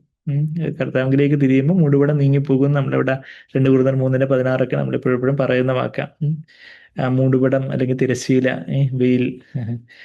തന്നോട് കൽപ്പിച്ചത് താൻ പുറത്തു വന്ന് ഇസ്രായേൽ മക്കളോട് പറയും. ഇസ്രായേൽ മക്കൾ മോശയുടെ മുഖത്തിന്റെ ത്വക്ക് പ്രകാശിക്കുന്നതായി കണ്ടതുകൊണ്ട് മോശ അവനോട് സംസാരിക്കേണ്ടതിന് അകത്ത് കടക്കുവോളം, അതെ, ഇസ്രായേൽ മക്കൾ മോശയുടെ മുഖത്തിന്റെ ത്വക്ക് പ്രകാശിക്കുന്നതായി കണ്ടതുകൊണ്ട് എന്ത് ചെയ്തു? മോശ അവനോട് സംസാരിക്കേണ്ടതിന് അകത്ത് കടക്കുവോളം മൂടുപടം പിന്നെയും തന്റെ മുഖത്ത് ഇട്ടുകൊള്ളും. ദൈവത്തിന്റെ സന്നിധിയിലേക്ക് ചെല്ലുമ്പോൾ മൂടുപടം ഇടും. സോറി, ദൈവത്തിന്റെ സന്നിധിയിലേക്ക് ചെല്ലുമ്പോൾ മൂടുപടം മാറ്റും. ബാക്കി ബാക്കിയുള്ള സമയത്ത് ഒരു മൂടുപടം ഇടുന്നു എന്നുള്ള കാര്യം. ആ തേജസ്, ആ ത്വക്കിന്റെ തേജസ്, അത് മങ്ങിപ്പോകുന്ന ഒരു തേജസ് ആയിരുന്നു എന്നാണ് നമ്മൾ 2 കൊരിന്ത്യർ 3:13 നമ്മൾ വായിക്കുന്നത്. എന്നാൽ ഇന്ന് പുതിയ ഉടമ്പടിയിൽ നമുക്ക് നമ്മുടെ കർത്താവിന്റെ മുഖത്തേക്ക് നോക്കുമ്പോൾ നമുക്ക് ലഭിക്കുന്ന തേജസ് അത് കൂടിക്കൂടി വരുന്ന തേജസ്സിൽ നിന്ന് തേജസ്സിലേക്ക് രൂപാന്തരപ്പെടുമെന്നാണ് നമ്മളിവിടെ 2 കൊരിന്ത്യർ 3:13 നമ്മൾ 2 കൊരിന്ത്യർ 3:18 നമ്മൾ വായിക്കുന്നത്. എന്താ? അന്ന് മോശ ആ മങ്ങിപ്പോകാനുള്ള തേജസ് ആയതുകൊണ്ട് മോശ ഒരു മൂടുപടം ഇട്ടു. എന്നാൽ ഇന്ന് നമ്മളുടെ തേജസ്, നമ്മുടെ ആത്മാ മനുഷ്യന്റെ, നമ്മുടെ ഈ മുഖത്തിന്റെ തേജസ് അല്ല. ഈ മുഖമൊക്കെ ചോദിച്ചുകൊള്ളെങ്കിൽ നമ്മൾ പുറത്തെ മനുഷ്യൻ ക്ഷയിച്ചു പോകും, എന്നാൽ അകത്തെ മനുഷ്യനെ നാൾക്ക് നാൾ പുതുക്കം പ്രാപിക്കുന്നു എന്നാണ് 2 കൊരിന്ത്യർ 4:16. അതിന്റെ തൊട്ട് താഴെ 2 കൊരിന്ത്യർ 4:16 നമ്മൾ വായിക്കുന്നത്. അകത്തെ മനുഷ്യനാ ഓരോ ദിവസവും പുതുക്കപ്പെടുന്നത്. അപ്പൊ അകത്തെ മനുഷ്യൻ പുതുക്കപ്പെടുമ്പോൾ അകത്തെ മനുഷ്യന്റെ മുഖം പ്രകാശിക്കും. അവിടെ നമ്മളുടെ ജീവിതത്തിൽ ആ ഒരു കർത്താവിന്റെ മുഖത്ത്, സാധോക്കിന്റെ പുത്രന്മാരെ കർത്താവിന്റെ മുമ്പാകെ വന്ന് അവനെ ശുശ്രൂഷിച്ചെന്ന് പറഞ്ഞതുപോലെ നമ്മുടെ ജീവിതത്തില് ഓരോ സാഹചര്യങ്ങളും എന്ത് സാഹചര്യങ്ങളാവട്ടെ, എന്തും കർത്താവിനോട് നമ്മൾ കൂടുതൽ അടുപ്പിക്കുന്നതാവട്ടെ, നമ്മളിതിനെ താഴ്ത്തി ഏൽപ്പിക്കുമ്പോൾ അവിടുത്തെ ആത്മാനം നിറഞ്ഞൊരു ശുദ്ധ മനസാക്ഷി മാത്രം നമുക്ക് പോരാ, ഒരു ശുദ്ധ ഹൃദയവും വേണം. അതിനായിട്ട് പരിശുദ്ധാത്മ നമ്മളെ നിറയ്ക്കണം. യേശുവിനെ മാത്രം ആഗ്രഹിക്കുന്ന ഒരു ശുദ്ധ ഹൃദയം. അവിടെ കർത്താവിന്റെ മുഖം കണ്ട് ആരാധിക്കുവാന്, കർത്താവിനെ തന്നെ കർത്താവിന്റെ മുഖത്തേക്ക് നോക്കി പത്രോസ് മാനസാന്തരപ്പെട്ടു. നമ്മള് ലൂക്കോസ് 22:61 62 നമ്മളത് വായിക്കുന്നത്. അത് ദുഃഖത്തോട് ചെന്ന് കരഞ്ഞു. എന്നാൽ അതേ മുഖത്തേക്ക് തന്നെയാണ് അതിന്റെ തൊട്ട് താഴെ നമ്മൾ വായിക്കുന്നുണ്ട്. ലൂക്കോസ് 22:63 64 വായിക്കുന്നത് എന്താണെന്ന് വെച്ചാൽ അതേ മുഖത്തേക്ക് ഇടിച്ചു എന്നാണ് വായിക്കുന്നത്. ഇത് ഇംഗ്ലീഷിലത് NSV എൻ്റെ വിട്ടുപോയിട്ടുണ്ട് അതിന്റെ ട്രാൻസ്ലേഷൻ. പക്ഷെ മലയാളത്തിൽ അത് കറക്റ്റായിട്ട് വന്നിട്ടുണ്ടെന്ന് തന്നെ ഓർമ്മ. ഞാൻ സമയം തീർന്നുകൊണ്ട് ഞാൻ അതിലേക്ക് പോകുന്നില്ല. എന്നുവെച്ചാൽ ഇന്ന് കർത്താവിന്റെ മുഖത്തേക്ക് ഇടിക്കുന്നവരുണ്ട്, കർത്താവിന്റെ മുഖം നോക്കി മാനസാന്തരപ്പെടുന്നവരുണ്ട്. നമ്മൾ ഏത് ഗണത്തിൽ പെടുന്നു? നമ്മുടെ അറിഞ്ഞോ അറിയാതെ കർത്താവിന്റെ മുഖത്തേക്ക് ഇടിക്കുന്നവരാണോ? നമ്മുടെ സ്വന്തം ഇഷ്ടത്തിൽ തന്നെ, പാപത്തിൽ തന്നെ, നമ്മുടെ സ്വയജീവിതത്തിൽ തന്നെ നമ്മൾ തുടർന്ന് കർത്താവിന്റെ മുഖത്തെ ഇനി ഇടിക്കുന്നവരാണോ നമ്മൾ? ഇതോ കർത്താവിന്റെ തിരുമുഖത്തേക്ക് നോക്കി പത്രോസിനെ പോലെ കരഞ്ഞ് മാനസാന്തരപ്പെട്ട് പ്രകാശിതരാകുവാനായിട്ട് കർത്താവ് നമ്മളെ വിളിക്കുന്നു. നമുക്ക് പ്രാർത്ഥിക്കാൻ. സ്നേഹം പിതാവേ, ഞങ്ങളെ സഹായിക്കണേ കർത്താവേ. ഇത് ഞങ്ങൾക്ക് ഒരു അനുഭവമാക്കി തരണേ, വെളിപ്പാടാക്കി തരണേ കർത്താവേ. മുഖം കണ്ട് അങ്ങേ ആരാധിക്കുവാന് കർത്താവേ. അതെ കർത്താവേ, ഞങ്ങള് നിത്യതയിൽ ചേർക്കപ്പെടുമ്പം അവിടുത്തെ മുഖം കണ്ട് ആരാധിക്കുന്നു. എന്നാൽ ഇന്ന് തന്നെ കർത്താവേ അതിൻ്റെ ഒരു അനുഭവം ഞങ്ങൾക്ക് വേണം. വർദ്ധിച്ചു വരുന്ന ഒരളവിൽ അങ്ങേ കാണുവാനും അങ്ങേ ആരാധിക്കുവാനും അങ്ങോട്ട് ചേർന്നിരിപ്പാനും അങ്ങേ ഞങ്ങളെയും പിരിക്കുവാനും ഒന്നും കർത്താവേ ഒന്നിനും സാധ്യമല്ലല്ലോ. ഒരു പാപത്തിനോ കർത്താവേ, കർത്താവേ ഏത് സാഹചര്യങ്ങളോ വ്യക്തികളോ ഒന്നും, ഉയർച്ചയോ താഴ്ചയോ നഗ്നതയോ പട്ടിണിയോ ഈർച്ചപാടോ മരണമോ ഒന്നും കർത്താവേ അവിടുത്തെ സ്നേഹത്തിൽ നിന്ന് ഞങ്ങളെ പിരിക്കുവാൻ സാധിക്കത്തില്ലല്ലോ. നന്ദി കർത്താവേ, നന്ദി. ഞങ്ങൾ തന്നെ കർത്താവേ അങ്ങിൽ നിന്ന് വിട്ടുപോകാതെ അവിടുന്ന് ഞങ്ങളെ തള്ളിക്കളയില്ലല്ലോ കർത്താവേ. ഞങ്ങളെ വിട്ടുപോകേണ്ട കർത്താവെ. ഞങ്ങൾക്ക് നിത്യജീവന്റെ മൊഴികൾ അങ്ങയുടെ പക്കലുള്ള ഞങ്ങളെ വേറെ എങ്ങ് വിട്ട് അങ്ങേ വിട്ട് ഓടിപ്പോകും. അവിടുത്തെ മുഖപ്രകാശത്തെ കാണുവാനും അങ്ങേ ആരാധിക്കുന്നവരാക്കി അവിടുത്തെ മുഖം അന്വേഷിക്കുന്നവരായിട്ട് ആ മുഖപ്രകാശത്തിൽ വസിക്കുന്നവരായിട്ട് അവിടുത്തെ മുഖപ്രകാശത്തിൽ കർത്താവെ 119 സങ്കീർത്തനം 135 വാക്യത്തിൽ വായിക്കുന്നത് പോലെ അവിടുത്തെ മുഖപ്രകാശത്തിൽ കർത്താവെ അവിടുത്തെ മുഖം അടിയന്റെ മേൽ പ്രകാശിപ്പിച്ച് അവിടുത്തെ വചനങ്ങൾ അറിയിക്കണമേ എന്ന് പ്രാർത്ഥിക്കുന്നത് പോലെ കർത്താവെ അവിടുത്തെ വചനങ്ങളെ അറിയുവാൻ മുഖപ്രകാശത്തിൽ അവിടുത്തെ വചനങ്ങളെ അറിയുവാനും അവിടുത്തെ മുഖപ്രകാശത്തിൽ നടക്കുവാനും ഒക്കെ ജീവിക്കുവാനും ഒക്കെ ഞങ്ങളെ സഹായിക്കണം. ഞങ്ങൾ ഓരോരുത്തരെയും സഹായിച്ചിട്ട് ഞങ്ങളുടെ ചെറുപ്പക്കാരെയും കുഞ്ഞുങ്ങളെ എസ്പെഷ്യലി കർത്താവെ സഹായിച്ചാട്ടെ. കർത്താവെ അവിടുന്ന് ഞങ്ങളെ സൂക്ഷിക്കുകയും അവിടുത്തെ മുഖപ്രകാശം തന്ന് കർത്താവെ അവിടുത്തെ കൃപയാലും സമാധാനത്തിൽ ഞങ്ങളെ അനുഗ്രഹിക്കുകയും ചെയ്യുന്നവർ ഞങ്ങളെ സ്തുതിക്കുന്നു. പ്രാർത്ഥന കേട്ടതിയും സ്തുതിക്കുന്നു. എല്ലാം യേശു കർത്താവിന്റെ വിലയേറിയ മാത്രമുള്ള നാമത്തിൽ തന്നെ. ആമേൻ.